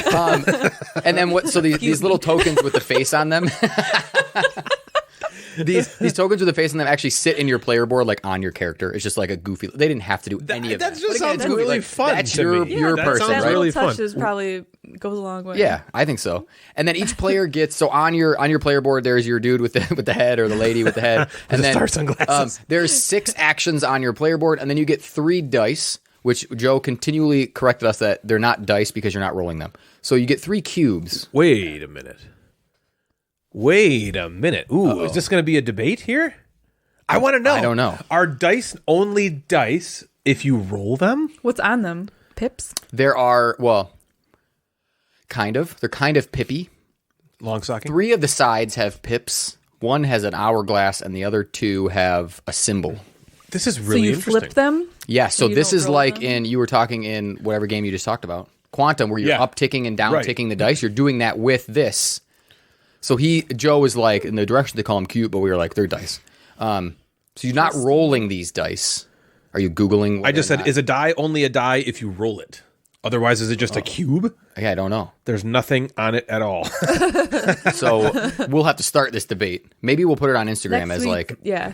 our dice Dice only... are small, throwable objects marked with sides that can rest in multiple positions. They are used for generating random numbers, commonly as part of tabletop games, including dice games, board games, role-playing games, and games of chance. So it does sound really like it is invention. kind of Might going have to be along with what something- Joe is saying. Yeah. But they are throwable. You just don't throw them. Yeah, it's true. They are this game. throwable. Yeah, I think I would still call it a Yeah, die I'm going to call it or a dice for the rest of the Yeah. thing. But it's interesting to me that he was specifically like, was like, cubes, don't roll them. not dice. Because I think just we had cubes. they're nice, like chunky, bigger dice, so we were kind of rolling them, and he was like, they're cubes. Oh, I because see. you don't Or roll maybe them. if you call them dice, that brings along with it. the connotation you're be roll. Yeah, that's Yeah. true. Yep. Okay, So understood. Each of the I liked that. the dice, like I said, yeah, that was good. Glad we Each had of the that. dice, like I said, has these as one side has 1 pip, and then 2 pips, and then 3 pips, and then an hourglass. then Cheerio. Those 4 sides are. So if you put a die and you put it on the table and you just rolled it, like you just tipped it from one side to the other, you're touching 4 sides, right? As you Right. tip it Okay. and roll it. Yeah. Okay. Yep. So those 4 sides have a 1 pip, a 2 pip, a 3 pip, and an hourglass. And the sides of The those. sides just show a symbol of what color that dice is, sort of. So Okay. At this point in our missions and things, we haven't yet to use the symbol on the sides, and maybe that comes into play later. We've just used the pip and the hourglass as you're kind of up-ticking and down-ticking those dice. So you're taking those 3 dice, and that's basically you do the 3 actions with those 3 dice. So you're using a dice, placing it on a spot to take the action using the die. Got it. Each of the actions that each of the actions that you do tell you whether you have to up-tick your die, down-tick your die, or you can leave it the same, Do depending you on the like action. doing that? I, for some reason, love Yeah, it was upticking cool. a die. Yeah, it was cool. Yeah. I don't know why it's just fun to do that. Like, is. ooh, it goes from 1 to 2. Yeah. Also, you kept saying pip, pip, pip. And so I have a game idea called Pip, Pip, Cheerio. It's a dice Pip, game about Cheerio. cereal. I like it. Yeah. It's about what? A dice Cereal. game about cereal. Okay, so go ahead. So why you want to manage that and why that even matters is once the die, the cube, ends up on the hourglass, it actually advances the game a little further.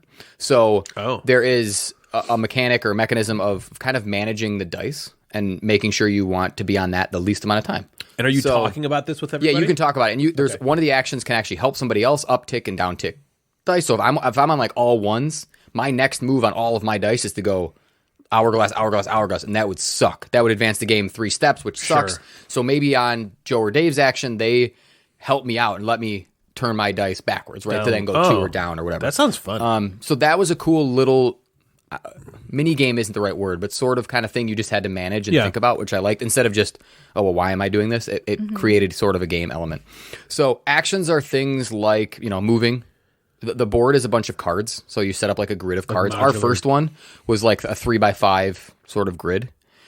They're different in every scenario. It could be one long line. It could be uncover as you go, sort That'd be of dungeon interesting, one long crawly. line. Yeah, there could be like a dungeon crawly one where you're just kind of moving, and then wherever you move, you flip it over. But this one was a set 3x5 grid, and so actions are kind of similar to what you think. You move, you explore, you flip it over. Sure. Some of the spaces that you're uncovering have an extra action on it that anybody can use. So now instead of just the 6 actions, now you have 7 or 8 as they come up on the board, which is kind of cool. And other things you can do, you can like encounter the space, you can collect these materials or resources, you can uncover resources. There's a couple different things that you can gather. They're green and blue and black cubes, whatever. Okay. I'm sure they mean different things for different scenarios. And then the one that I talked about is like encountering the space, which is kind of cool. So each space can be encountered. That's probably not the right word. Maybe I don't know, whatever. I'm going to call it encountered.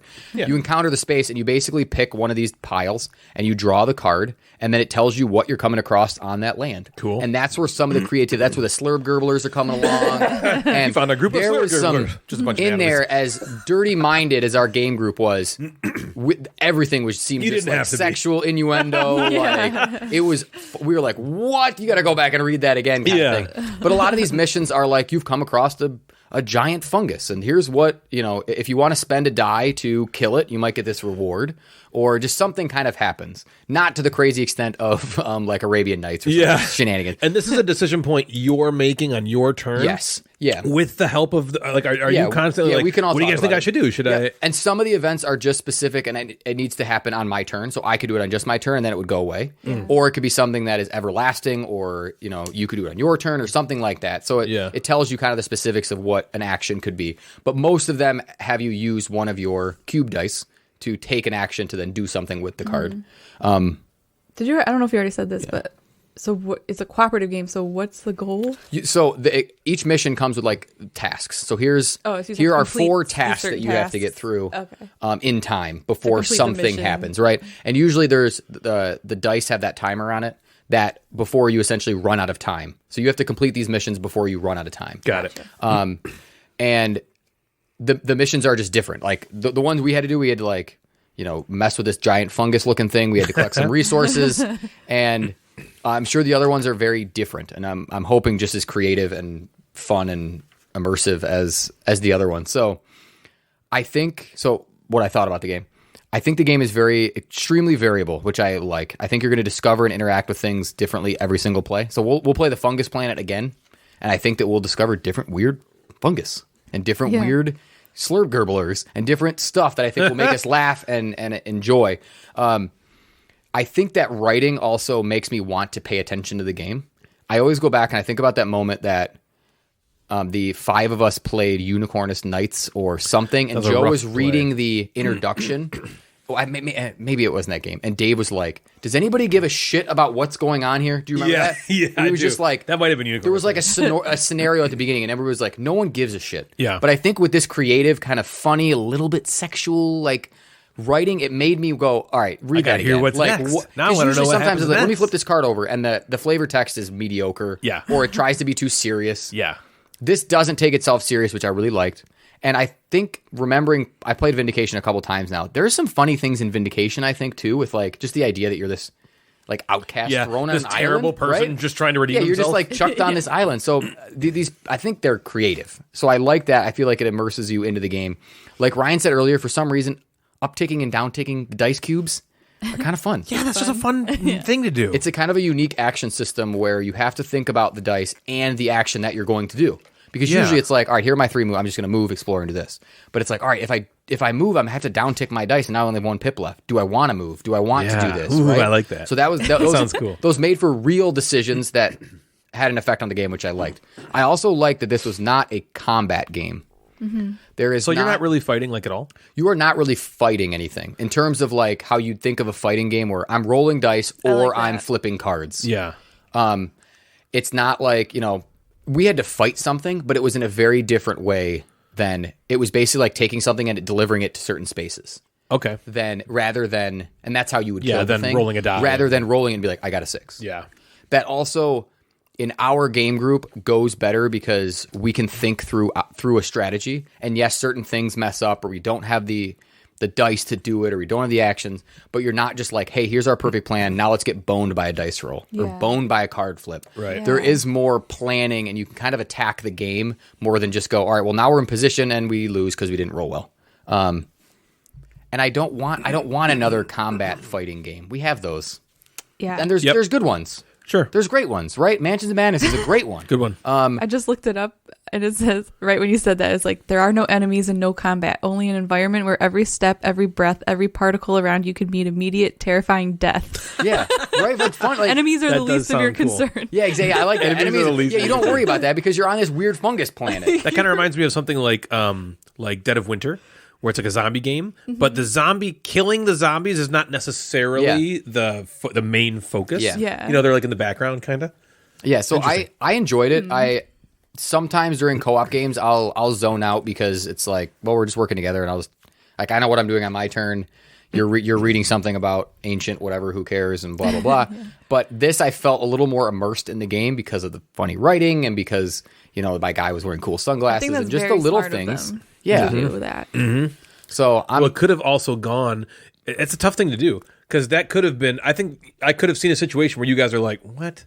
No, this doesn't come on, fit. that's not this funny." is like, this is stupid." But for some reason, it hit for us, and I'm hoping that the other ones are just as creative and just as fun. So I'll keep you updated the more we play, because I think Joe really enjoyed it. I know he played a mission on Saturday during his 24-hour thing. Right. And I don't know if they played the same one or he played a different one. I asked him. He said he played B. Oh, all right. But he's like, you guys played I wonder A. if they were I wonder if they were on this. They might be still on the fungus planet then. Yeah. So, I'll keep you updated. But it seems cool. So I think if you're, I don't know, again, their availability of this game or anything like that, but Vindication came to market. Yeah, for sure. Yeah. Right. So I don't know the scale at which this is going to come to market. If Though it's I don't feel like Vindication planet-oriented. was also like super available. Yeah. You know? Do you know And I what the would- game steward is? Yeah, that's a. It says miss the Kickstarter by Unsettled gameplay all in combo for I think that's what the game steward does. I think they you buy have bulk Kickstarters. Oh, yeah, so you okay. can get so you Kickstarters. can get it from there after for that. $160. That's not bad because I think you Kickstarter get the version? 6 planets. Yeah. I The almost all-in backed this too. Kickstarter. Yeah, I was kind of. I don't and know. it says best at 2, and it has 8.3. Do you want it?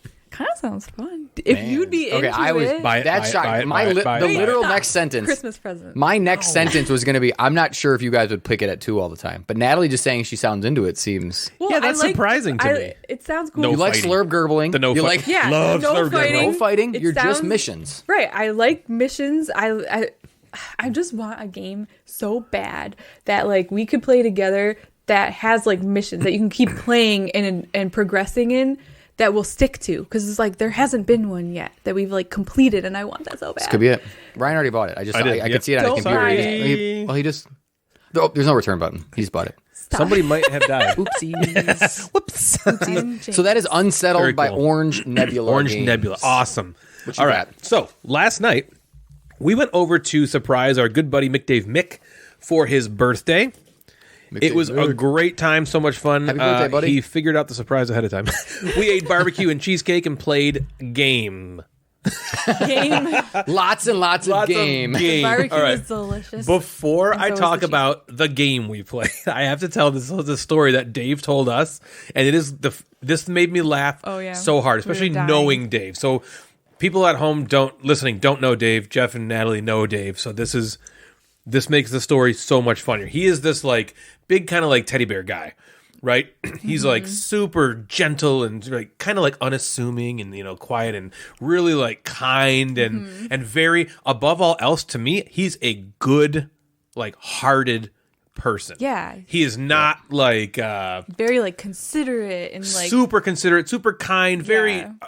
I don't know how to explain it, but it makes what I'm about to tell you so much funnier if you know how awesome of a person and how like He's, like, above board easygoing. of a kind of guy Yeah. he is, right? Yeah, He's not yeah. like this like sneaky guy. He So we were telling embarrassing stories.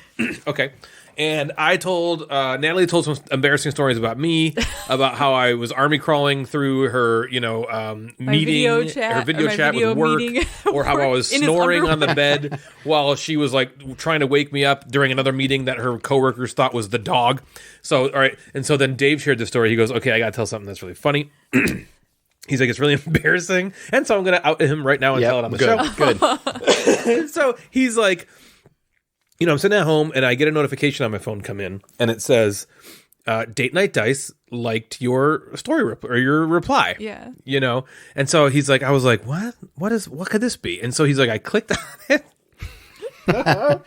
And he's like, I he's like, I accidentally must have, I hit this emoji on one of Date Night Dice's newest posts, and he's like, and the post wasn't just like a post about games. think it was like a story. It was, or maybe it was a story. He was like, all it was like close up, tight on Emily specifically. She was like front and center, and he's like, and the emoji was like these like big eyes, like ooga, like kind of Ooga. things, I think it was like the heart or like the heart. I don't know if it was the heart eyes That's what he specifically, thought he but said. I think it was like the big eyes.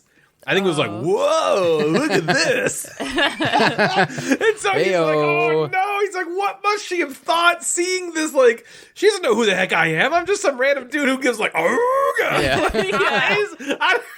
Way to go. And he didn't even do it. He didn't even mean and I'm like, what? And he's like, oh, Dave, man. slide into the DMs. What's going on? I didn't mean And I'm like, to did do you say that. anything? Like, that was an accident. He's like, no way. I was so embarrassed. I couldn't say anything after that. He's like, it was either me or Maggie, who's his daughter. He's like, Maggie sometimes gets a hold of my phone and just responds and reacts to things. You know, he's like, so it could have been that. I don't know. He's like, but it was so mortifying. And again, if you know Dave, hearing about this, like, from Emily's perspective, seeing like, okay, I guess I'll just like that and move along. Like, what the hell, creepy? He is like the least creepy guy on the planet. He's so wholesome and awesome and really funny. Awesome. And oh man, so that happened. That was really funny. Which was perfect on his birthday. But so we played a ton of game, and all of those game we played had a name called Hadrian's Wall. Now, I've wanted to play this game ever since I saw a picture of it, like a year or so ago when it came out. It's got this huge, like, cacophony of confusing looking, like, graphical boxes and rows, and it just kind of looked interesting. Well, we got to play it last night, and spoiler alert, I bought the game immediately after playing it. So you hated it. So I can burn it into my brain because it's awesome at sucking Oh my God. you in, making you gasp with delight at how awful it is at being a bad game. Nice. Wow. So did I like it? Let's talk about it. Hadrian's Wall is a blank and right game. A heavy blank and right game. I guess you could say it's flip and right, but it's not even. You're saying really. blanket, right? Oh, like Blank blank and right. Who said you could get a blanket? They got a blanket out. That's one of the shows that Natalie didn't mention that we always talk about. Anyway, Natalie's funny. It's I wouldn't call it's not a flip and write necessarily. You do flip cards, but that's not really what how you're writing, and it's definitely not a roll and write because there's no dice at all. So I'm calling it a blank and write because literally you're writing a bunch of stuff like on your write. sheets. Yeah, it's a write. Okay, it's a write and write. Okay, so this is a very heavy write and write. Probably the heaviest write and write game I've ever played. It's a beast of a game. Hadrian's Wall takes place over 6 rounds, with each round going the exact same way, okay? A card is flipped that gives every player their base resources. Players add to those resources on a card that they choose that they have individually, and additional resources that they might have previously unlocked on their player sheet.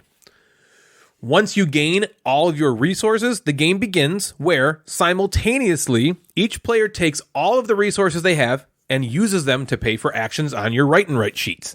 Everything you do costs some sort of resource. When you spend resources, you get to cross off boxes on your sheets in one of a billion different ways. Usually when you do this, you are spending those resources to cross off the boxes. Sometimes those boxes give you more resources, which you then can use to cross off other boxes, and they give you more resources, and then eventually you run out, but after a very large, like, spinning top kind of turn, where just a complete frenzy of activity happens until eventually it slows down and comes to a stop. After everyone has spent all of the resources they can, you then flip cards to become attacked. If you successfully defend the attacks by crossing off certain boxes, you get benefits, which is crossing off more boxes. If you unsuccessfully defend the attack, you will end up losing points at the end of the game, or could. After the 6th round of doing this, you add up all the victory points you earned on your sheet, and the player with the most points is the winner. Now, things I liked. This game is awesome. This That's game what you liked about it? is awesome. I liked that it was awesome. It distills. I hated that it wasn't awesomer. Oh, wait, no. This game distills the thing I like most in gaming to its bare bones, which is literally using stuff to cleverly turn it into other stuff that gives you these immensely satisfying turns. And every single round of the game, even starting with the very first round, does that. Well, a lot of games Natalie you like can't build stop up to it. nodding. She's nodding. Like, She's nodding. I'm fucking nodding. Yes, mofo. yes, I agree. 7. It is so much fun to have a buttload of stuff and figure out how to best use it to get as much done in each round as you can. It's almost like the game is how best to extend your round and combo chain to cross off the most boxes, which ultimately gives you points, and it is just so much fun. I was giddy with an excitement like the entire play. Somebody I have never met had to shush me a couple times because I just I couldn't stop going like, oh, I do this and then I take this and then this and then I do this and then I do this. Yeah, she was like, hey, can you stop? I was like, okay. Well, because everybody's quiet and he's like, I'm going to take this purple guy and put it in here and then check this box and she's like, can you just do that a little quieter? Yeah. He was being a couple different times. Fuck up. Can you shut the fuck up, please? I know I don't know you very well, so I can't tell you to shut the fuck up. I don't know you, but I already hate you. What is wrong with you? Yeah. Okay, so I really loved the simultaneous play.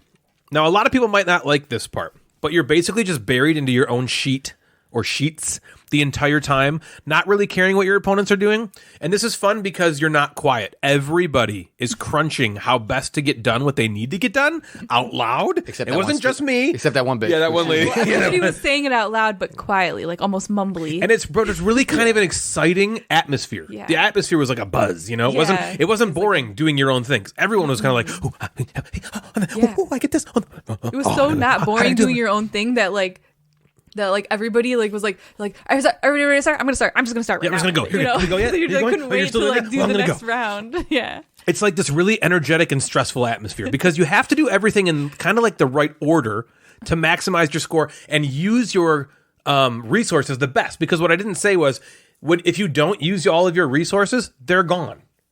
And then you have to wait till the next turn to get more. Right. So it'd be a bummer if you had some left over that you couldn't use. You need to maximize the best way to use them each time. I really like the weight of the game. It's not super complex, but there is a lot going on to really sink your teeth into. Now, things I didn't like. There's really no getting around it. This game is confusing and I think has a pretty lengthy learning curve. There's a lot of stuff and it's sort of messily organized. There's a ton of information crammed into these two large sheets of paper on which they're printed. They're big sheets of paper, but there is a ton of stuff. There's no wasted space. It's filled to the brim. And I can see that they probably wouldn't have wanted it to go onto 3 sheets because that's just ridiculous. Yeah, because there's already 2 huge But it sheets. almost needed it because there's just so much information. After you play for a bit, you get it. But it's definitely a bit clunkily presented. And the barrier for entry, I think, is a bit high there. Also, the multiplayer solitaire is another thing certain people won't love. More than most games like that, you are like I said before, you're buried into your sheets, focusing every bit and ounce of your energy on how to best use your resources. And you just don't really care that much what your opponents are doing. There are a couple very minor things you might need to look at your neighbors for, but mostly this is a solitaire game, and then at the end you just add up points and see who had the most. We love that around here. Multiplayer solitaire, when people say that, me, Jeff, and Natalie are kind of like, ooh, yeah, ooh, okay, I'm cool with that. But I do understand, you have to know that going in, that's what this game is. It's also very lengthy. For a write-and-write game, this is very long. As the game goes on, the turns get longer and longer as you get more and more stuff throughout the game, and figuring out how best to use it all can kind of sometimes leave you stuck for a few minutes. The game's all simultaneous, but sometimes you can be done with your turn, and before the next phase begins, you still have to wait for everybody to finish. So there could be, we played with 6 now, and that's the most. Seems like a lot. But there was a few turns where I was done first. I used all my stuff and I had this awesome turn and I was done. And now I have to sit there and wait while people are like, oh, okay, yeah. And that happened to me a couple times where I was the last one to go, and I could feel everyone else kind of like, come on, okay, the loud guy's still going. Right. But you don't want to, and I wouldn't want someone else to just hurry up for my benefit because everyone's doing it. Right. But that's a thing that can happen. Definitely. Right? So much goes into this game on every turn. You are doing things and paying for things and getting things back in return and then using those things to cross off other things that get you more things. And this game can lead to situations where you can forget to do stuff, or you might oh geez, I just got these 2 yellow meeples, but I've done 5 things since that happened. Did I remember to take them? Did I take them twice by accident? You have to really be careful that you don't accidentally cheat. Sometimes those type of blank and right games with those comboing, even a Gone Shown Clever is did I already? Yeah, did I do that? Because so many things are running through your brain. Oh yeah, yeah. And you're going, and you're kind of your brain is I'm racing. crossing this out, and I have to do these 3 things, and then you do them, and you're like, did I do all? Yeah, did I do that? And it's I don't want to do it again in case I'm cheating, and now I'm giving myself what if you an do it again? advantage. Then it adds 6 more things that you did, and you're like, now I can't go back. Crap. And you can, in most instances, you can go backward and figure out, like, okay, let's see. Oh, I should have this, you know. Yeah. But still, that can happen. Overall, though, I fucking loved this game. I loved it. I bought it immediately after I played it, and I would play it right now if we had it. I want to even play it solo. I think it's that fun. I can't wait to get this one in the mail because I want to play it again, like right now. It's far and away, it's far and away my most favorite blank and right game. Encompassing all of the blank and rights, this right and right game is my favorite one that exists. What did you think? Oh my gosh. Well, You know what I say? Natalie just keeps nodding. She's okay, nodding. I know. Well, I hated it. I Surprise! very much Fuck you, Ryan. agreed with a I lot went of on your things. account, returned it. No! There's only one left. I very much agree with a lot of things that you're saying. That's why I was shaking my head or nodding my head so much. You were shaking your head? No, I agree. Nodding That'd be my so head. funny. I agree. If Ryan was like, "This game was great," and I was like, Nope. "No, it was I agree not." with you. It wasn't great. It was spectacular. Wow. It was funny. You were like, as soon from the moment I saw pictures of these online, I wanted to play it. Well, I didn't really see pictures online. The moment I walked in Dave's basement, saw the big pieces of paper on the table, I was like, I want to play this. I want to go to there. Yeah, I was like, I want to play this one. And yeah, it looked awesome. I mean, I agree with a lot of the things that you said. I loved the simultaneous, like, independent play. Yeah. Like, that was my favorite part. That was honestly the majority of the game, but just doing that on your own, like you said, like trade, like marking stuff, trading stuff for different stuff, and it was just, it was so much fun.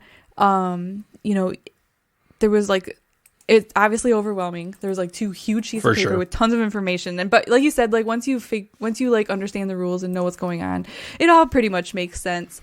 But also sometimes you can get like locked up from be like, okay, where do I start? I don't want to like spend this, but then need it later. That's a good call. So I'm trying it's to really like, that. It's like, how do I start? Yeah, I have all this stuff. Where do I? You could do a million things with all of that stuff. Yeah. But like, yeah, how do I start? Because I don't want to like mess myself up later. Because like, there was a lot of times where other people were like, oh, I need some resource. I need some stone. I don't have any stone, and everything I need to do needs stone, but I already used it all. Right. Yeah. Everything I have on here is basically what you said. It was just a really fun game. I enjoyed it. I love anything with like the right blank and right, but like you said, this was by far the best one. Well, you felt that way too? The meatiest game that's a blank and right. It was thinkiest. I like you, and I agree that a lot of people might not like the independent play, but I loved that. Yeah. Yeah, I mean, and it was long. We had a 6-player game and it did not feel long at all. We wanted to keep going even when it was over.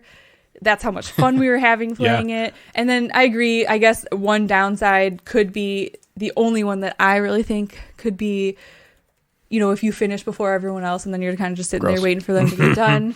That didn't really bother me. That did happen to me a couple times. Don't want to be the first one. But it didn't never really want to be the first one finished. bother me too much because of the atmosphere we were in. We were at a party, so I wasn't like, just like, okay, this is awkward. Yeah. Like, I'm just waiting. Yeah. Like I was like chit-chatting or I went on my phone or whatever. So like it didn't really bother me. But I can see that being like kind of annoying.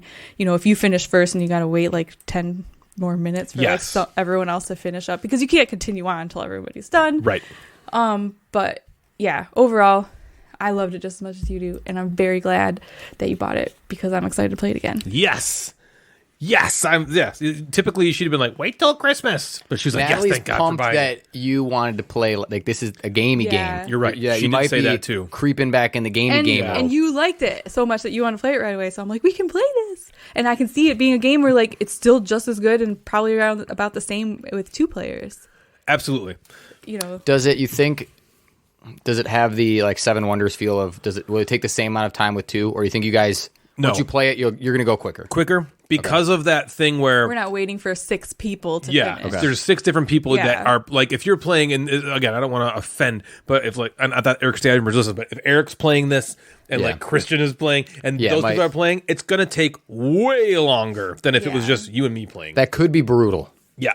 You're right. Those specific That could people. be brutal. Also, especially if you maybe aren't doing well and your turns are quick and you're like, oh boy, like when I think it was. You played Everdell with Jeremy, and he was done like a week before you finished? Right. Yeah. Right. But think okay. you would love I this think so game. I'm in. I just This added it seems to like- Jack's Christmas list on Amazon. For Jack. It's for Well, Jack. yeah, It's for you, Jack. buddy. Yeah. I'll keep it. I'll be He the likes steward of it. drawing on things, so I'll give him one of those Yeah. papers. I won't play the game 100 times. There are Oh my there's God, a it's billion like and a half this sheets. big. in You can have this half thing. of them. It's I so lifted up many. the box, Dave's box. I'm like, oh my God, this is the heaviest box ever. He's like, it's just paper. Right. That's all it was. Is Yeah, this little it's sheets like of this paper. just a thick one of- ream of paper. Yeah, basically.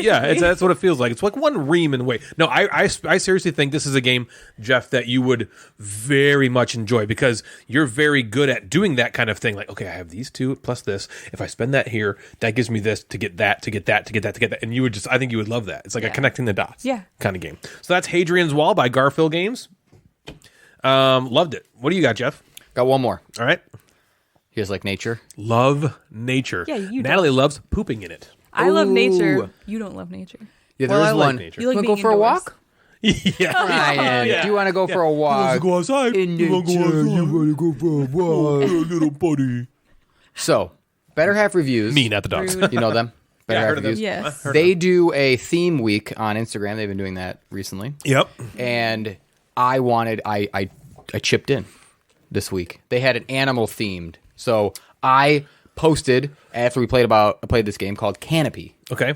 So Canopy is from this smaller publisher called Weird City Games. Really? I never heard of that. Weird City Games. Okay. Tim Eisner is the designer. It is getting to Kickstarter backers soon, I Okay. believe. It is advertised as a 2-player game. There is directions in there on how to make a 3 or 4-player variant, but I believe the advertised 2 players is probably the way to play it. Okay, you got me already. So 2-player variant. Liking this. About 45 minutes. It took Joe and I about an hour to play it. And we were both like, we could probably get it down to 45 and it would feel good. So Okay. again, the game is called Canopy. It is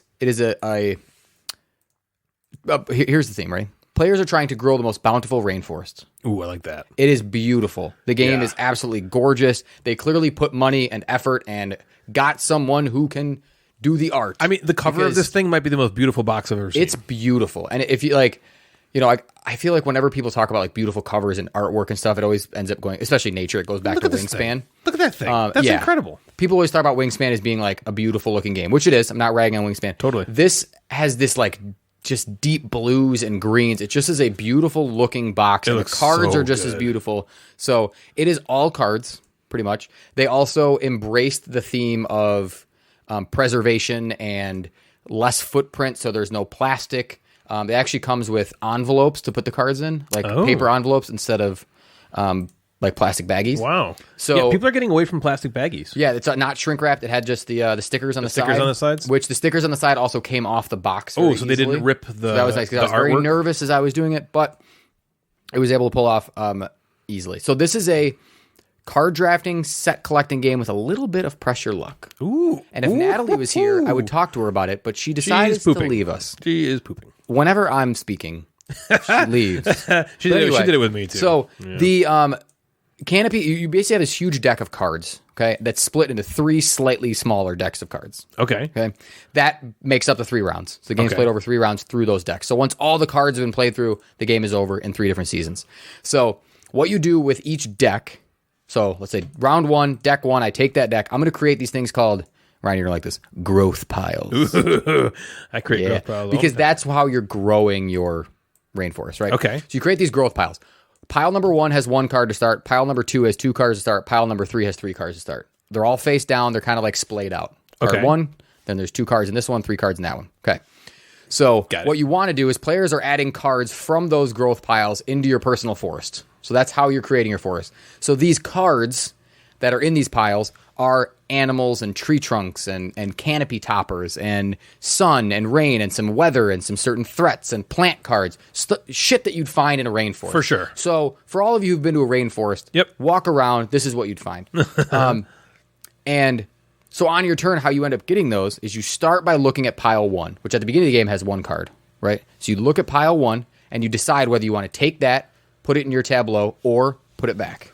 And okay. Okay. If I decide to take it, I just take it and I add it to my pile, and that's the end of my turn. I add it to my tableau of rainforest, and that's the end of my turn. Okay. If I decide to pass, I take a card off the bigger pile, I add it to pile 1, and then I move on to pile 2. And now I take pile 2, and I look at those 2 cards, and I make the same decision. Do I want to keep those, or do I want to put them back? So if I put those back, then I add another card onto that one that I don't see, and then I move on to pile 3. Very, very interested, like of like Colorado. Yeah. You know what I mean? Yeah. Not totally, but do you take what you know, or do you try for like? Oh, see, this has got one more card. Yeah. And then if I take, so whichever one I take, I just add it to my pile, and then one card gets added to that growth pile. So then it becomes, so at the end of my turn, there could be 2 cards in the first pile that started with 1. Sure. Then there could only be, if I took the 2 cards it started with, there's only 1 there, and then there's 3 on the end. So there could be a moment where you get in 4 or 5 cards, or maybe that 1 card is like perfect. Yeah. But some of the cards in the pile are things like threat cards, which you don't necessarily want. So not everything is good. So you just don't want the most cards, right? Sure. So some things are bad. Like if you get fire, you have to kill some animals, or you have to burn down a tree, or well, maybe they just run away. She's back at the kill animals. Okay, part. maybe it's not kill. Well, okay, no, there is a disease that kills animals. Okay. The fire burns down the forest. The disease kills the animals.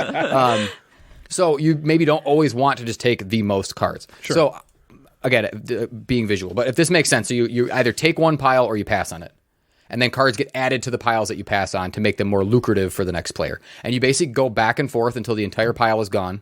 And you do that 3 times for 3 rounds. Okay. At the end of the round, each like card that you have is going to score differently. So if you've ever played a set collecting game, that's how they score. Certain numbers, odd numbers, pairs, blah, blah, blah. All that kind of stuff is how they're going to score. Got it. Yeah. And so each round you're collecting points. You're also getting points for like the tallest tree that you've made, because you could take the trunk cards and you can add them together. And you're like stacking them on top of each other. That's cool. Each trunk card, you can actually make it a new tree, or you can slide it underneath your other trunk card, and then it looks like just the trunk is getting bigger. But each card, each tree needs a canopy in order to score, because it needs a top, right? The game's called Canopy. So each of those, a lot of those cards are then at the end of the round discarded. So you end up keeping animals, and you end up keeping your big trees between rounds. The other cards, like the plants, the fauna, the flora, the somethings, they're all gone in between rounds. Love a good flora and fauna. Yeah.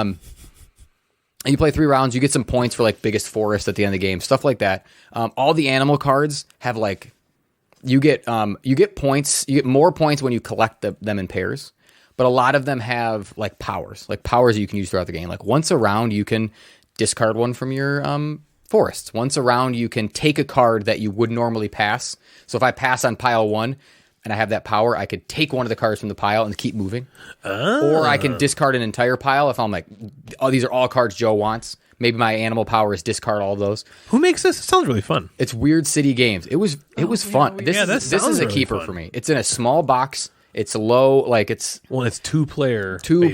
It's... I love the push your luck element, because it's low risk. Your game's not going to be ruined. Yeah. You are rarely going to find an entire pile full of threats. Yeah. Okay. And also, it has a little bit of, if you get, the more threats you get, sometimes it's not the worst thing in the world. Okay. Because like if you get 2 fires, you have to burn some of your plants. But if you get 3 fires, you both have to burn a plant. So it might be an idea of like, okay, well, I'm going to try. Yeah. And 1 does nothing, so taking 1 doesn't matter. So there's a little bit of balance there, but it doesn't like completely crush you. Okay.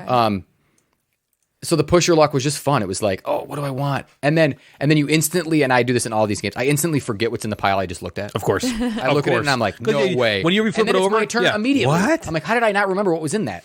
But then there's that extra card that gets added to it every time if someone passes it, because if you pass on it, then there's an extra card in that pile. Now I'm like, well, maybe that changes the entire thing. Maybe that's the one card I needed. It's that weird phenomenon where you're like, hey, I'm Ryan. What's your name? And they're like, Bill. And you're like, well, George, nice to meet you. Yep, you just forget. What? So I'm sure people who are good at like card crowning, that would make total sense. You would be able to do that. But I love the push your luck part. I kind of thought, I'm like, is this a little cheesy? Is it just whatever? But that's the game. It was that was the funness of it, because actually the set collecting was kind of the more boring part of it. Okay. Where it's like, all right, I'm just looking for as many of these flowers, right? And that just gets me points. But like where are they one. in the pile? Yeah. And you might, so there might be 10 of these certain flowers. You get 2 points per flower, let's say. Okay. Sure. You might take one on the first thing, and because that deck is shuffled up in the 3 different piles, you may not see it until after that round, and the card's already discarded. So you have to kind of balance that too. It's not like 10 are automatically going to come out in the first round, and 10 are automatically going to come out in the second round. Are you constantly like, ooh, look how pretty this looks? Oh, yeah. It's like gorgeous. You're like setting up. It took up, I had like 1.5 feet, 2 feet of cards just like splayed out. The animal cards are like beautiful. Animal cards for no reason come with these little tokens that you just like can have. So like when I got both sloths, I like took the token and I put it on my little sloth card. So it's like beautiful to look at. The trees growing. It just looks great on the table. And you wouldn't think that for just like splaying out cards. And For being like, sure. let me just layer these cards. But because the art is so like lush and full, it was fun. It was fun to look at. It was fun to play. It's a keeper. I think Devin would like it. So I'm excited to play with her. I actually played with Joe when we played two-player. And good. I'm hoping that it doesn't take like an hour like we did last time, but I don't think it will, because I think we know the rules and can kind of get through. Because we also didn't know every card that we're going to see. I kind of know all the cards in my head and like what you're going to come across and what plants are in there. And there's also some advanced cards you can add in there that kind of shift the rules a little bit. There's event cards that you can add that kind of change things up if you want to spice it up a little bit. But Canopy's good. That's cool. And Weird City. Weird City Games. So Canopy, I think I'll let you guys borrow it. I think you guys would like it. Yeah, that sounds great. Awesome. Very cool. Yeah. I'd like to talk to you all for a moment about the Gateway Board Gaming Network, which you can find at www.thegatewaynetwork.com and the Gateway Network on Instagram. The sole purpose of the network is to help new or up-and-coming content creators grow by shouting each other out.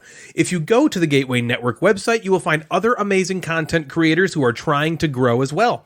They are all amazing people who produce fantastic content. It's very exciting, due also in large part to the merch store there. Yes, we've got a merch store, which you can find at www.thegatewaynetwork.com/store.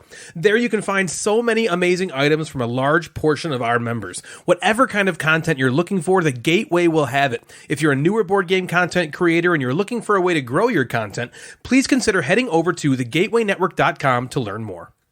If you're looking to support the show, maybe consider flushing your money down the Gamecasters toilet by way of our Patreon page. There are 4 different tiers which will get you access to behind-the-scenes content, exclusive content, or content ahead of time. You will also get swag that nobody else has access to, and just the opportunity to help out and support a podcast which you sometimes listen to. We have amazing patrons. Thank you so much for your support, guys. If you'd like to donate to help us pay for things like hosting fees and that blank that Jeff's had his eye on, please head on over to patreon.com/the Gamecasters to help out. The Gamecasters Twitch account has relaunched, and we're live every Tuesday, Thursday, Sunday night, streaming board game and video game content and having a blast talking to all of you. If you just simply can't get enough Gamecasters in your day, please consider heading on over to twitch.tv/Gamecasters and give us a follow and maybe a sub. I have the best time streaming for everyone, and it's just a super fun place to unwind after a long day and watch someone who is trash at games play games. Come hang out and engage with me in a way you never thought you had to before, but I'm sorry, you do. Twitch.tv/Gamecasters. Possibly the best way to interact with all of us, though, is via our Discord server. If you go to the Gamecasters Instagram page, you can check out our link tree in our bio to get access to our server. It's a great way to engage with all 3 of us on a daily basis, as well as meet a bunch of like-minded, awesome people. So check out our Discord server. It is now time. You guys have all made it. You lasted an hour and 49 minutes, or however long this is, to get to clue number 2.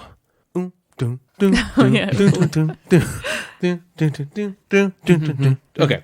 To complete this quest, you'll need to discover the name of our angered co-host's lover. I'll say it regular. To complete this quest, you'll need to discover the name of our angered co-host's lover. That's clue number 2. Did you just call me angry? Who says we're talking about you? You like me when I'm angry. Why don't you step inside? Come on, it's warm in there. You think you found some grass, but nope, it's pubic hair. You wonder why there's so much underwear. You stepped inside of Natalie's Nook. Today on Natalie's Nook, I found an article online that I thought was very interesting, and I really liked what it said, and I wanted to read it. I really like the message. Yes, that's a good way to put it. I really like the message, and it's very topical, and I just wanted to read it. Just to throw this out there and see what you guys think about it. Okay. Lay it on us. What's it about? Just let us know when we can talk. So I'm not even going to tell you I'm just going to start reading. No, it. Tell us the author. Okay, fine. It says, Will Wheaton gave a perfect explanation of how to separate problematic artists from their art. Yes. And that really caught Okay. my eye. And I was like, I wonder what he's going to say. Yeah, what's he gonna And say? that's what he said. Okay. You can't. The end. Yeah. Yeah. Don't. No. In an era of debates over cancel culture and an increased accountability for people with horrendous views and behaviors, the question of art versus artist is a tricky one. When you find out an actor whose work you enjoy is blatantly racist and Semitic in real life, does that realization ruin every movie they've ever been a part of? What about an author who has expressed harmful opinions about a marginalized group? What about a smart, witty comedian who turns out to be a serial sexual assaulter? Where do you draw the line between a creator and their creation? Yeah. As someone with his feet in both worlds, actor Will Wheaton weighed in on that question and offered a refreshingly reasonable perspective. Okay, so this wasn't him saying that. No, Okay. this is just the article. Okay, got it. So what happened, there was a user on Tumblr who asked Will Wheaton Tumblr is still a thing? this question, I Tumblr is guess. a thing. Wow. So this user asked him, question, I have more of an opinion question for you. When fans of things hear about the misconduct happening on sets and behind the scenes, are they allowed to still enjoy the thing? Or should it be boycotted completely? Example, I've been a major fan of Buffy the Vampire Slayer since I was a teenager and it was currently airing. I really nerded out on it. And when I lost my dad at age 16, the body episode had me in such cathartic tears. Now we know about Joss Whedon. I haven't rewatched a single episode since his behavior came to light. As a fan, do I respectfully have to just box that away? Is it disrespectful of the actors that went through it to knowingly keep watching? And Wheaton offered this response, which he shared on Facebook. Yeah, so it's kind of confusing. So Will Wheaton and Joss Whedon. Yeah. He's a So director. basically Two this different person... people. Right. I've They're read not a little related. bit. There was some stuff coming out about him, how he treated people badly on I think he's a producer, right? He's a On director. A director. On the shows He might that he be worked producer on, too. which was like Yeah, Buffy the he wrote Vampire stuff too, Slayer yeah. and Firefly and a some bunch comic of other books. things or whatever. Yeah. Yeah. I didn't know about this, by the way. When Natalie sent me this to read ahead of the show, I was like, oh, Joss Whedon did some bad stuff? I didn't know. Right. And I was really interested in this because Ryan and I Wow. have had this conversation a lot of times about, can you separate the art from the artist? Is that acceptable? Is that not acceptable? Like, what is the right thing to do? Yeah. How will I be perceived if I choose to a certain way?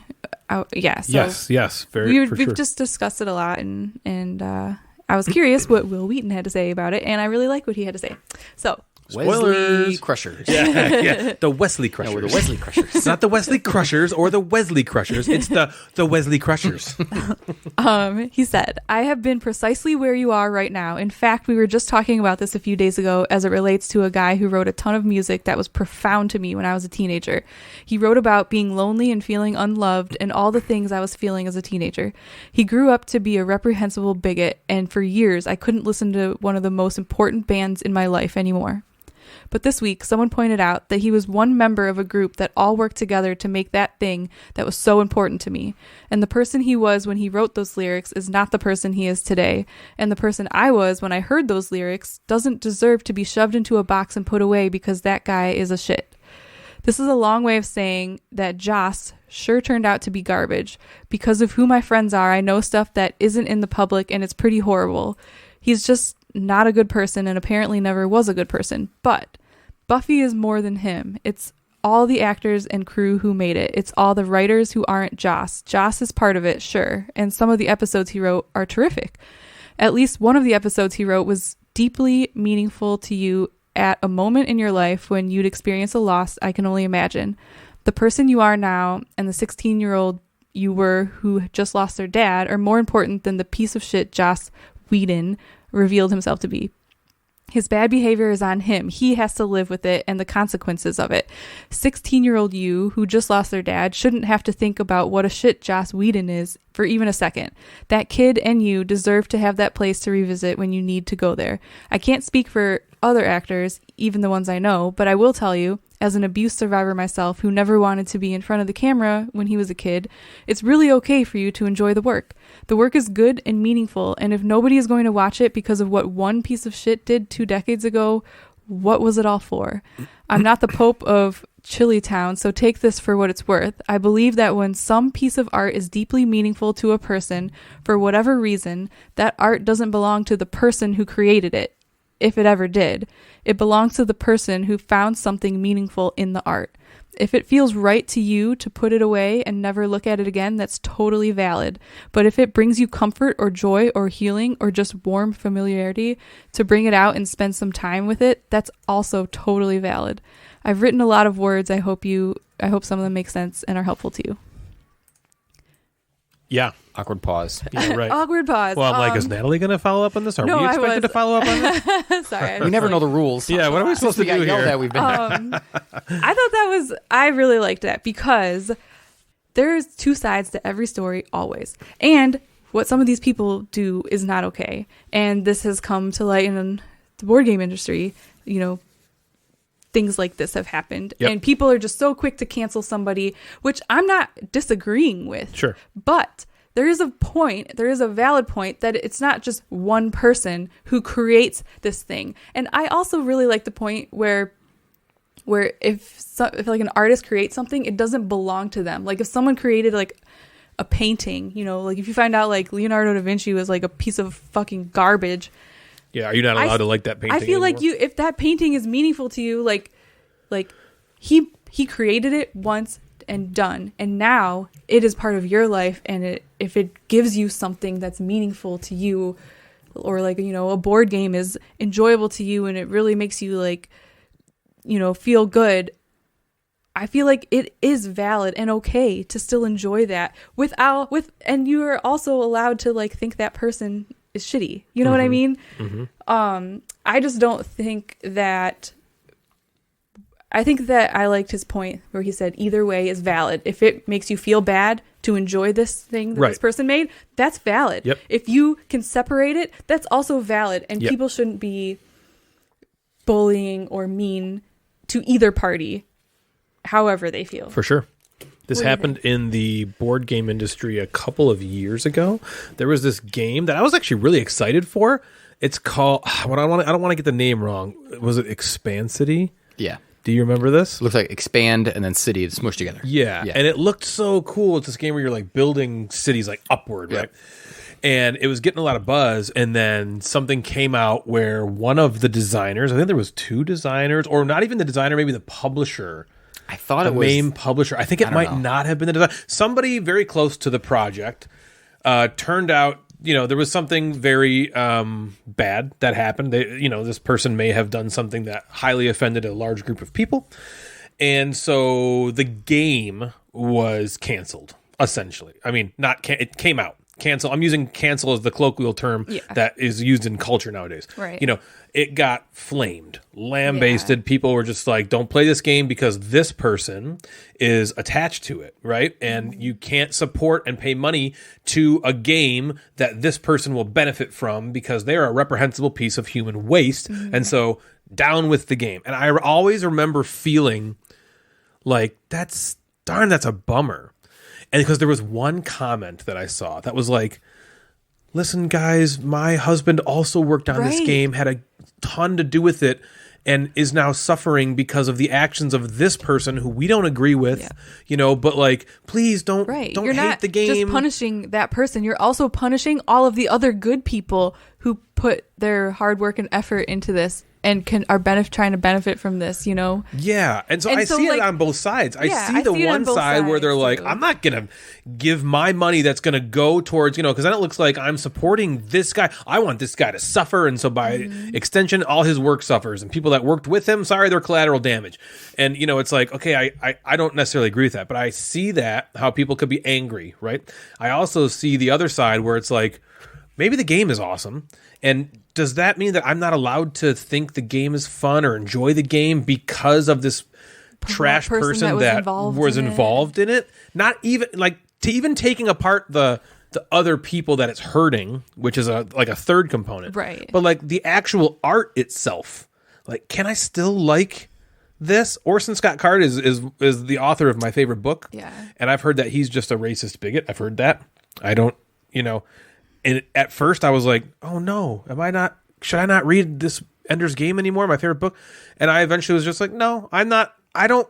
When I read Ender's Game, I don't equate it to Orson Scott Card. Yeah, you don't think about the author. You just enjoy the story. Now, board games are a little different sometimes because designers are attached directly to the game in a lot of situations. So I could see thinking about a game, you're attaching the designer to it. And so it might bring that forefront to you more. And maybe people that are really into books, they do the same thing.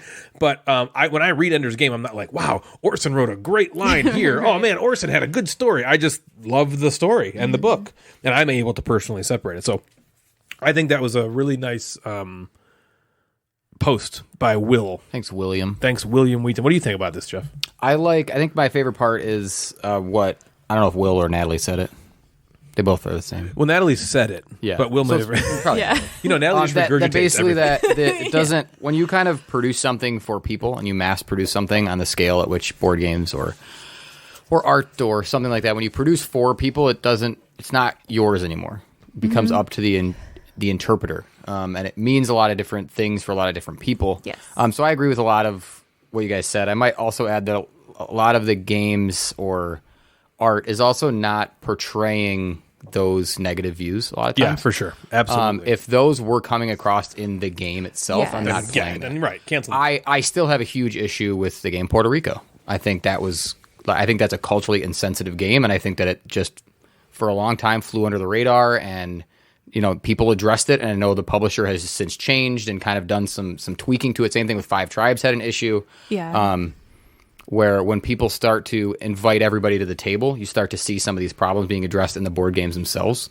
But if I play a game, or when you're reading Ender's Game, I don't think, what's his name? Carson something? Orson Scott Card. That. I don't think his bigotry probably comes through in that at all. Right. I deal with some of this teaching history as well, where, I think about an upcoming unit I'm going to be teaching about is the 1920s, and a big part of the 1920s is a guy named Henry Ford. And what do I teach my students about Henry Ford? Do I teach that he was, the assembly line guy and made cars available to the public? Or do I teach that he was a bigot, sexist, who was anti-Semitic and hated everyone but himself? Right? Yeah. Like, what part of that do I teach? Right. Do I teach both? Do I bring them both in? So it's... Look at H.P. Lovecraft. Did you know that he's what you just described about Henry Ford, I think, is what people also describe about H.P. Lovecraft. Yeah. Horrible, racist, and terrible, reprehensible guy, but created some content that is still hundreds of years later, basically, is still a thing that's around like all another the time. thing. Like, okay, so Henry Ford, I think H.P. Lovecraft was back in the day too, right? Yeah, way back in the day. So maybe 1800s. The times were. I'm monsters were not around. saying this is okay, but the was times Cthulhu were around? very different back then. Like, I think that was a very common way to be, and people just accepted it. And should we, 100 years later, say oh well, I didn't like how they were, so this art that withstands the test of time, nobody can like it now, because now we're deciding, this is how our culture is going to be. I don't know if I agree with that. I totally agree with thinking that they were not a good person and that was not okay, but it's an interesting thing to talk about. Yeah, absolutely. But I like but like I said, I like that Way to Will make this Wheaton a serious basically. podcast. I know. I just thought Hey, we have it all here. Yeah. I saw it and I was just I wonder what he's gonna say, and I love that he didn't have an opinion you're right, you're wrong. Yeah, he there's no basically definite said answer. however you feel is valid, and that's. Well, that's good for people to hear, because I think a lot of people think the 90% of people, the vocal majority definitely is canceling this. Yeah. If I am seen playing this game, watching this movie, reading this book, and someone sees it, am I going to then also be canceled? Right. Even though I don't necessarily... I still want to love this game. Am I selfish for wanting to love this game because I should be looking at the greater good? And I think that was a very good post for him to be like, you know what? It's completely valid for you to still enjoy this thing if that's the way. If it makes feel. you feel And happy, if you're and it makes comfortable you and feel that's how positive, you feel about then it. do it. Right. And then another thing he said was basically he has to live with what he did, and he has to live with the consequences of that. And so you can enjoy this thing these people create, while they still have to deal with the consequences of maybe being like, nobody is going to publish your games anymore because of what you did, while you still enjoy the previous. Yeah, but that one was great. You know what I mean? Like, he's the one who has to deal with that. You shouldn't take that on yourself if that's how you feel comfortable. For sure. Anyways, That was a good Nook topic. Do you have anything else you want to add, Jeff? No, it's warm and cozy Nook. Yeah, that was a great Nook. It's warm in here. everybody's feelings are valid. On today's game of the episode, we're playing something new. Whoa. It's kind of in the spirit of the Mandela effect. You guys know what the Mandela effect is? It's where you pick up things and you Mandela drop them effect? as you go. Yeah, okay, sorry, it's Mancala effect. Mancala. Right. This is, I think it's Mandela effect, actually. Nelson Mandela, I think, is the name of the effect. It's basically where, okay, so what's that movie that people are so sure is real that had Sinbad in? And it was like this movie where he's like a wizard and they called it like Kazam or Shazam. That had Shaquille O'Neal. Which one was that? What's that called? Shaquille O'Neal? Yeah. Kazam. Okay, so then they think there's a movie called Shazam with Sinbad. Everyone is like so sure and certain that this movie existed. I was one of those people. But Sinbad himself's like, no, I was never in a movie called Shazam. And people are like, yes, you were, dude. Yeah. And it's this thing called... Kazam is Shaquille O'Neal. Okay, Kazam is Shaquille O'Neal. Right. So Shazam is the one There that is people a Sinbad think... movie from that era, though. It has a rocking 3.0 on IMDb. Oh, baby. Out of 10. Out of 3.1? Oh. Yeah. Okay. So people are just like, they swear up and down that this happened. Okay. There's another thing that the Mandela effect does where you'll see like, Kit Kat. The Kit Kat bar thing, right? You'll see Kit Kat, and then they'll show another thing that's very similar, but not the same as Kit Kat. And then you have to decide which one is the actual one. Your brain tells you it's this one, when it's not. It's really this, and it's something that you thought was real, but it's actually a fake memory. It's not real. No. Okay, so it's called the Mandela effect. So you're gonna call out Wait. my fake memories? I looked up Sinbad movie Genie, and there's all these YouTube videos that are like, we found Sinbad's Shazam Genie movie. Sinbad's Shazam Genie movie found. No, baloney. Did they really find it? I don't know. I didn't see the It does video. not. So he has come out again. He's been like, "No, you guys, what are you talking it's about?" called Jingle All the Way. Is there a movie with Sinbad as a genie? The movie isn't actually real. See? So this is the thing. Okay, so in this game, it's a similar take on the Mandela effect, not from the Sinbad movie era, but more of like, which is the actual thing? Is it this or is it this? In this game, I'm calling to the or not to the. To the or not to the? The is the question. In this game, I'm going to read a little title to a game, and what you guys have to tell me is, does the game have a the? A the? Or does Or it not no have a the? The or no the? Like deal or no deal? To the or not to the? Yeah. The or no the? Exactly. Nobel. We just need we have to, we're like, just not look each at the getting game? 5. So I'm or going to give something? each of you 5 games. Nobel Prize. And don't look at the game. There's a Nobel Prize. Yeah, try not to look at the games. They're not all here, but so I'm going to give you a guess. So I'm going to start with Jeff. We'll start with Jeff. Ooh, one of us. We'll start with Jeff. Oh, Natalie, you were the next choice. Okay. Darn. We'll start with Jeff. Okay, Jeff. Number 1, the Great Western Trail. Or Great Western Trail. Is it the Great Western Trail or is it Great Western Trail? Is there a the Well, they just, or is there no the? Nobody really acronyms the anyway, because people just call it GWT, right? GWT, right? GWT. Great Western Trail. GWT. I'm playing the Great Western Trail. What do you want to play tonight? Great Western Trail or the Great Western Trail. Western Grail. I think I'm gonna play the Great Western I Trail. don't I'll think play there Great is a the. I think the game is called Great Western Trail. Great Western Trail. No the. Hard stop, Natalie. It's not your turn. But It's not your turn, Natalie. Do you think he's right or wrong? I think he's right. You're both correct. There is no the Do we need to keep score? in the Great Western Trail. Yeah, keep score. Okay.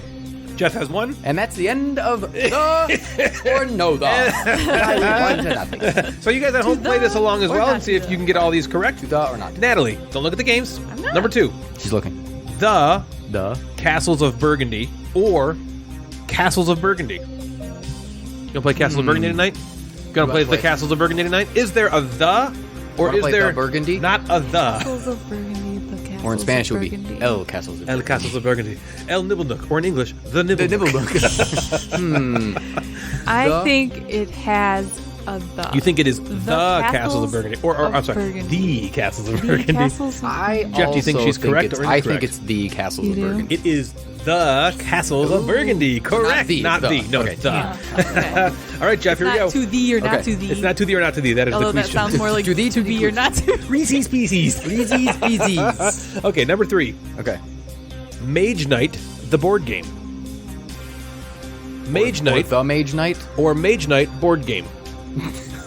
Mage Knight, the board game, or Mage Knight board game. Mage Knight, board game. Mage Knight, the board game. Mage Knight, the movie. Why would they just call it Mage Knight No board idea. game? But I I feel like wrote you're trying to these- trick us. I wrote these all like just one after I the know. other. Doesn't it seem like it would It does be the, seem, and he's just it trying does to seem like trick it would be us the. in a I tricky, don't know this little game enough to know the right scheming ass answer, way. but it does seem like it could be a trick. Mage too. Knight board game. Mage Knight, the board game. the Mage Knight the board game. Mage the Knight. Mage the Mage Knight the Knight. board the game. The board the game. I'm bored of the game. The board the game the. Boring the game. Boring. All right, Jeff, what do you think? Okay, Mage I Knight think the that- board game or Mage Knight board game? Okay, I'm gonna go with what sounds better. Okay. Even though I think I might be wrong. I think it's Mage Knight the board game. The board. Natalie, do you think it's Mage Knight the board game? I have Would you no agree with idea. Jeff? He doesn't know. Okay, Jeff, it is in fact the trick. It is Mage Knight board game. Oh if you can my believe gosh, it. I knew it. It is called I Mage thought you Knight were board tricking, game. but I There is just board- no colon board the. game? Huh? It's Mage Knight colon. I think board it's game? Mage Knight colon board game. Let me look it Mage up real Knight quick. semicolon That's a board dumb. game. That's dumb. No, there's no colon. Look, Mage Knight board game. look, it's just Mage Knight board game. What? That's dumb. Yep. Be implemented by Star Trek. There could have been a thought at the beginning. Why'd you The have Mage to Knight add board game. at Yeah, the if it was end? weird, if you had the Mage Knight, I knew it wasn't the Mage Knight. Yeah. Yeah. The Mage Knight board game. Mage Knight the board game. Yeah, it's just Mage Knight board game. Okay, Natalie, are you ready? Yeah. Don't look. I'm not. Now look, Caverna, the Cave Farmers, or Caverna, Cave Farmers. Oh, jeez. whoa, colon, Colon. the board game. I'm not confident about this. What's Caverna that Cave one that's Farmers, like the board Star game. Trek, the board game, the VHS experience? Yeah. Yeah, yeah, right. yeah. How many thes are in this one? Caverna Cave Farmers or Caverna the Cave Farmers. Correct. To the or not to the. The Caverna, the Cave, the farmers. The Caverna, the Cave, the Caverna, Farmers, the. Cave Farmers. What are the bookending the- next week, join us for how many The thes? Cave Farmers. Are they in the cave? Tricky. It's What tricky did my to gut put the tell the me? to put the I inside went- the. It's the. Caverna Cave Farmers. Caverna the Cave Farmers. I'm just gonna go with the. Guess it. Has a the. So the Caverna, the Cave, the Farmers, the. I think that's right. I think it's the cave. You think it's the Cave Farmers? You're Yeah. correct. It is the Cave Farmers. Correct, I correct, was correct. not sure about that. All right, Jeff, you ready for the next one? Yep. The Lost Ruins of Arnak. Or, Lost Ruins of Arnak. oh crap. Or the Lost Ruins of the Arnak. The Lost Ruins of Arnak or Lost Ruins of Arnak. Everyone always calls it the Lost Ruins of Arnak. That's what everyone calls it. Everyone says, Do that? have you played the Lost Ruins of Arnak? Played the Lost Ruins of Arnak? People don't say, have you played Lost Ruins of Arnak? Even though that Or would do be the? They are pretty dumb. Yes, the are. I'm picturing the cover. Yep, Does it have okay. a the on it? Or does it just says Lost Ruins of Arnak? I'm going to say no the. There's Natalie, no what do the. you think? Do you think it's I think it's agree. Lost Ruins of Arnak. correct? Good Yeah. job. That's actually the one. I'm glad The you. one? That's the one that before, because I knew we were gonna play this game a couple days ago. That's the only game I could think So of. now you got 2 days of studying. No, I didn't. That's the only game that I was like, Let me look at all I'm not my sure. names. Oh, I'm there it gonna is. check on that one, but that's the Yeah. only one I checked on. Really? Yeah. Well, good I didn't give 'Cause that one to you. Yeah, then. I know. I was like, oh, I'm glad Yeah. he's giving it to Jeff because I All right. knew the answer. Natalangus. The Fields of Arla. Or Arla. I just called it Arl. Arl. I The Fields I of say Arl. Arl too. The Fields of Arl. The Fields of Arl. or the Fields of the Arla. or Fields of Fields of Arl. Arl. The Fields Fields of of Arl. Fields of Arl. Fields of Arl or Fields of Arl. Or the field. Fields of Arl. Field of Arle. I think that this has no the. No the. I think no the as well. I think it's just Fields of Correct. Fields of Arl. Good job, Nangy. Oh, you guys are killing it. All right, Jeff. You're going to have to not look because this one might be straight on to you. Okay. Are you ready? Teotihuacan, the city of gods, Teotihuacan. or Teotihuacan, City of Gods. Teotihuacan. Teotihuacan. I'm closing my eyes. Teotihuacan. Teotihuacan. Or the Teotihuacan. Teo the Okay, Wakan. here's what I do know. I do know that Tawantinsuyu has a thing that's the Incan something. True. So Zolkin also. The Teotihuacan. Teotihuacan. What was the thing? The city of what? the City of Gods. The or, city of gods. Or Teotihuacan, City of Gods. I'm gonna say no. Just Teotihuacan. So Teotihuacan, city of gods. City of Gods. Yeah. Open your eyes. You're correct. Woo! Teotihuacan, City of Gods. Very good. No the. Where is that one? Oh, there it is. You know what? I think it's actually. Oh, it's like behind that chair. Behind the I can't- chair. yeah. Yeah. Okay. Natalie. Yeah. Are you ready? Yeah. The Lord of the Rings, Journey in Middle Earth, or Lord of the Rings, Journey in Middle Earth. The or no the? To the or not to the? Lord of the Rings or The Lord of the Rings. Correct. This might be the same as the book. This might be like a copyright thing. I'm going to go with no the. Okay. I agree. There is a the. That's got to be copyright. Lord of the That's Rings? different. There's got to be something. Because It the is movie is the Lord of the Rings. You're right. The movie is just LOTR. I wonder if that's a copyright thing. There's There's another something Lord of weird the about Rings that. game. There's a lot of Lord of the Rings. That games. is just Lord of the Rings. It's the Confrontation. It's just Lord of the Rings and Confrontation. But I think also Lord of the the Reiner Knizia Lord of the Rings is just Lord of the Rings. But a lot of the other ones, like Risk, the Lord of the Rings, the Lord of the Rings dice building game, the Lord of the okay. Rings. Here's a question: Are the books called The Lord of the Rings and the movies called Lord of the Rings? For some reason, I swear to God, I've had this conversation with someone. Have you really? I don't know if it's like Dave or The somebody. movies are it looks like there's a the. Okay, The what are the movies books? are? Are the books? The books I'm looking at right here. Okay, that's the movie. So the movie is The Lord of the Rings. The movie looks like the Are Lord the of the books Rings. just Lord of the Rings? No, it looks like they have a the Oh, as well. I'm making dang. shit up now. I did not know that. I totally did not have that It conversation. looks I'm like it. making Mandela effect. Yeah. Maybe you did. Maybe. All right, so Natalie got that one in. Ooh, so you guys are tied. 3-3 with 2 left. 2 left. Wait, All right, one Jeff, left. are you ready? We got one. Yeah, one left for Here we each. go. One left for each. Okay. The Castles of Mad King Ludwig, Ooh. or Castles of Mad King Ludwig. That goes on right. Or I'm sorry, Ludwig. Ludwig. The Castles. Baron of Mad von King. Ludwig. Or Castles of Mad King the Ludwig. Castles of Mad King Ludwig, or Castles of Mad King Ludwig. The castles sounds more important. It sounds like important, more important than just castles. Now they're the castles. Like it would be if it's someone's. If it's someone's, would it be a the? Like it's Ludwig's. Ludwig von Castle. It's his castles. I'm gonna go with that one. Is the Castles of Mad King Ludwig. The Castles. Do you want to weigh in on that one? The castle. The Castles of Mad Castles. King Ludwig. The Castles of Yeah. who? The Castles. I The, Do you wanna weigh in? Mad, the King. No. The Ludwig. The. No, thank you. There is no the in Castles of Mad King Ludwig. Fuck you. That was Ludwig. It one is where like just they both sounded right to me. castles. Stupid Ludwig. I want to make sure I'm right about this. Sinbad. Yes, just so it's the Castles of Burgundy Yeah. and Castles Sinbad of thing Mad is still King blowing Ludwig. my mind because I I feel told like I you. can picture Sinbad. know. No, that you can in a picture movie. Shaq coming out of that thing. No, but I And also saying, Kazam. I picture Sinbad with billowy pants. Coming out going Shazam. I know. What the heck? I know. All right, Natalie, this is it. If you get this correct, you won. You win. To the I do? or not to the. Yeah. Oh, okay. Yep. It's currently 3-3. All right. The Voyages of Marco Polo, or Voyages of Marco Polo. Now, this game does not exist in our collection currently, so you can look wherever you want to. Although Are Castles these of the Mad King Ludwig same is for also Marco not. Polo 1 and 2? It's not like the Voyages 1 and then Voyages for the second It was one? not my intent to trick. Are you just doing the one we owned? Yeah, the first one. It is the same way for. So they're both the, or they'll both no. So Voyages of Marco Polo or The Voyages of Marco Polo. Correct. If you want to talk about if he's going on voyages, these are the These are Yeah. the Or- Voyages. I don't know this one. But for we sure. also I knew know a couple of from them for the sure. but this one- Castles. Yeah. I And from what I think just did, that right? it does have a the Voyages of Castle. The Voyages of Castles. The Voyages of Marco Castles of Polo. Voyages of Marco Ludwig. I think I would In also Burgundy. say the. I think I would say the. You are both correct. There is a the. Natalie, that means you have won High our five, first you are iteration. the champion. You are of the two- champion. Or The champion are you of champion? Which we know is the dog. You from Parks are and Rec. winner. The three-legged dog. Or the winner. Before we get to our top 5, which I'm very excited about, we're going to give you the third and final riddle to get. To finally awake from your deep slumber, find Ryan's most talked about episode number.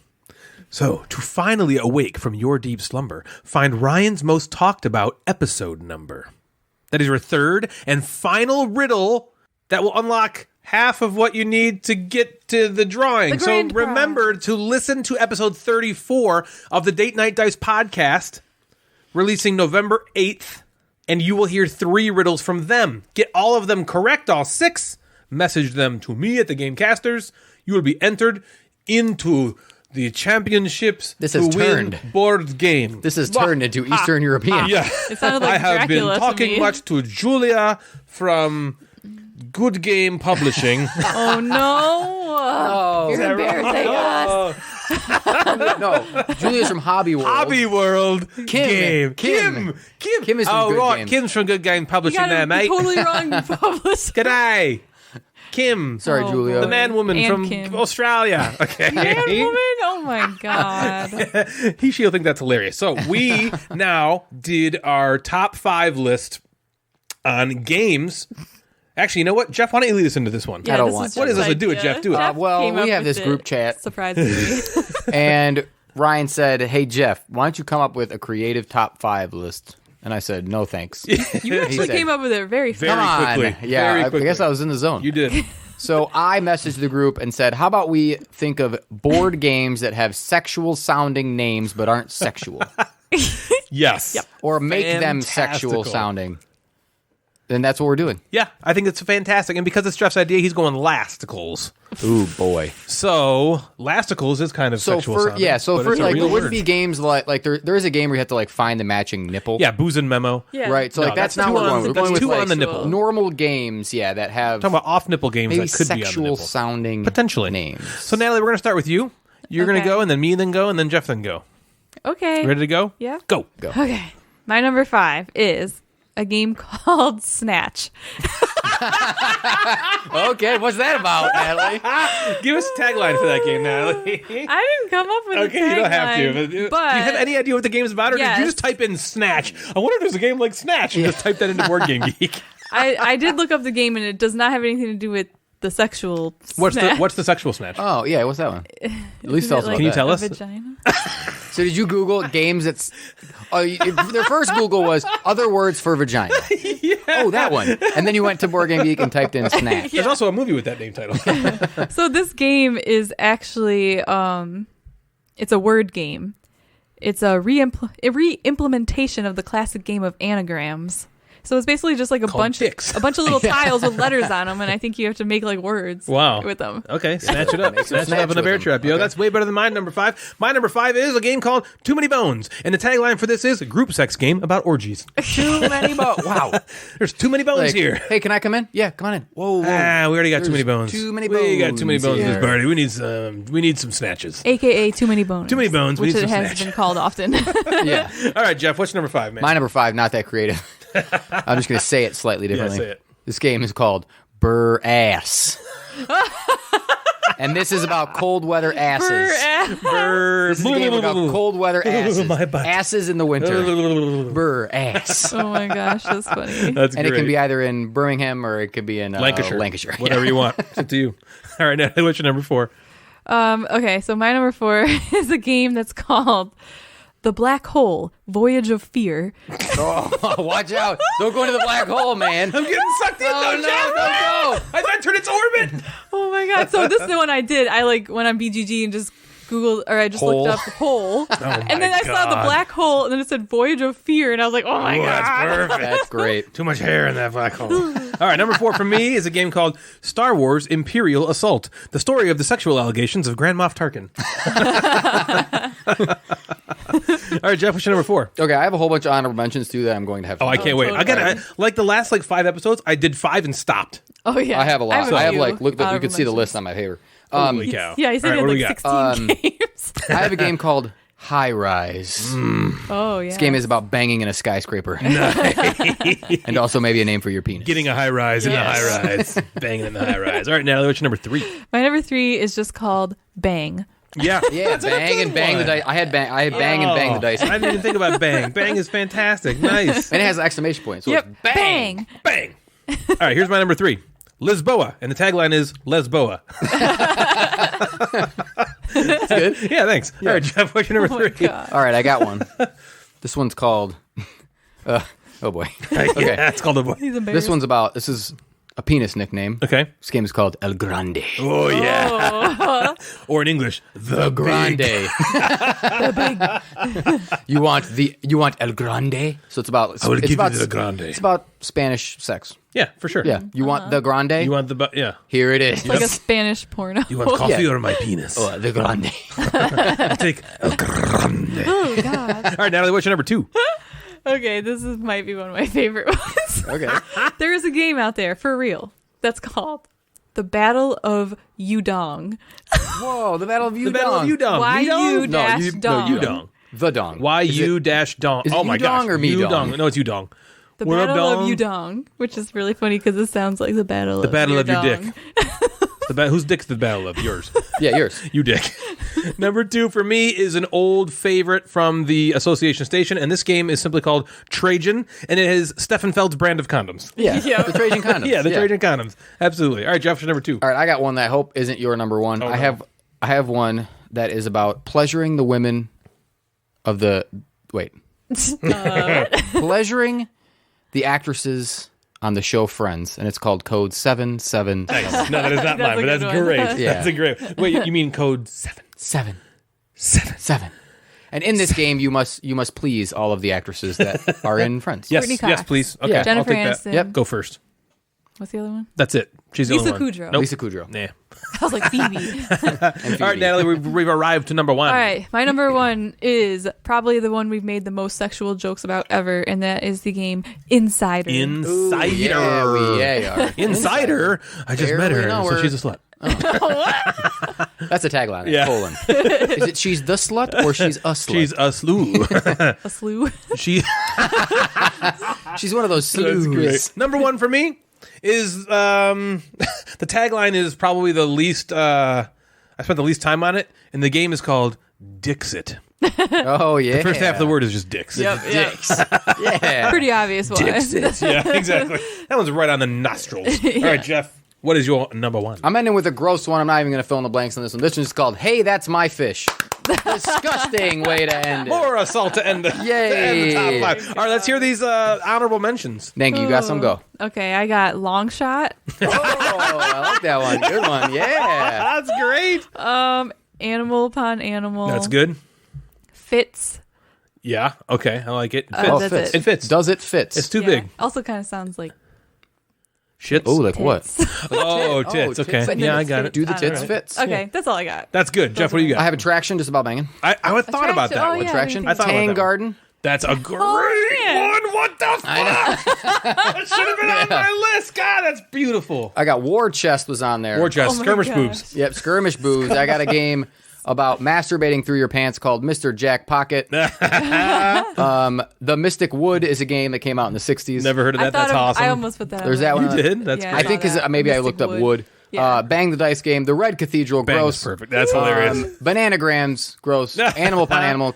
Catacombs Conquest. Ooh, right in the catacomb. There's a game called Into Deep. That was a game a while ago that I found. And then Tainted Grail. Oh, son of a bitch! God, We'll be right back while we redo our We'll be list. right back, yeah. Oh, my gosh. So that's going to do it for us tonight, everybody. If you'd like to get a hold of us, you can find us on Instagram at Gamecasters or at Mad Board Gamer. Both of those accounts service the podcast. We also have a Facebook group. Just search Gamecasters and you'll find us there. You can also email us at thegamecasterspodcast@gmail.com. If you like the show, we'd love it if you consider giving us a rating on Apple Podcasts or anywhere else you listen that allows you to rate us. We've also got a Patreon. If you want to support the show, feel free to head on over to patreon.com/thegamecasters. There's also a merch merch store where you can find all sorts of different Gamecasters, Mad Board Gamer, Gateway gear. So head on over to thegatewaynetwork.com/store. Please follow me and consider subscribing on Twitch at twitch.tv/Gamecasters. So for Natalie and Jeff the Mad Board Gamer, I'm Ryan, and you have been listening to The Gamecasters. Good night, everybody.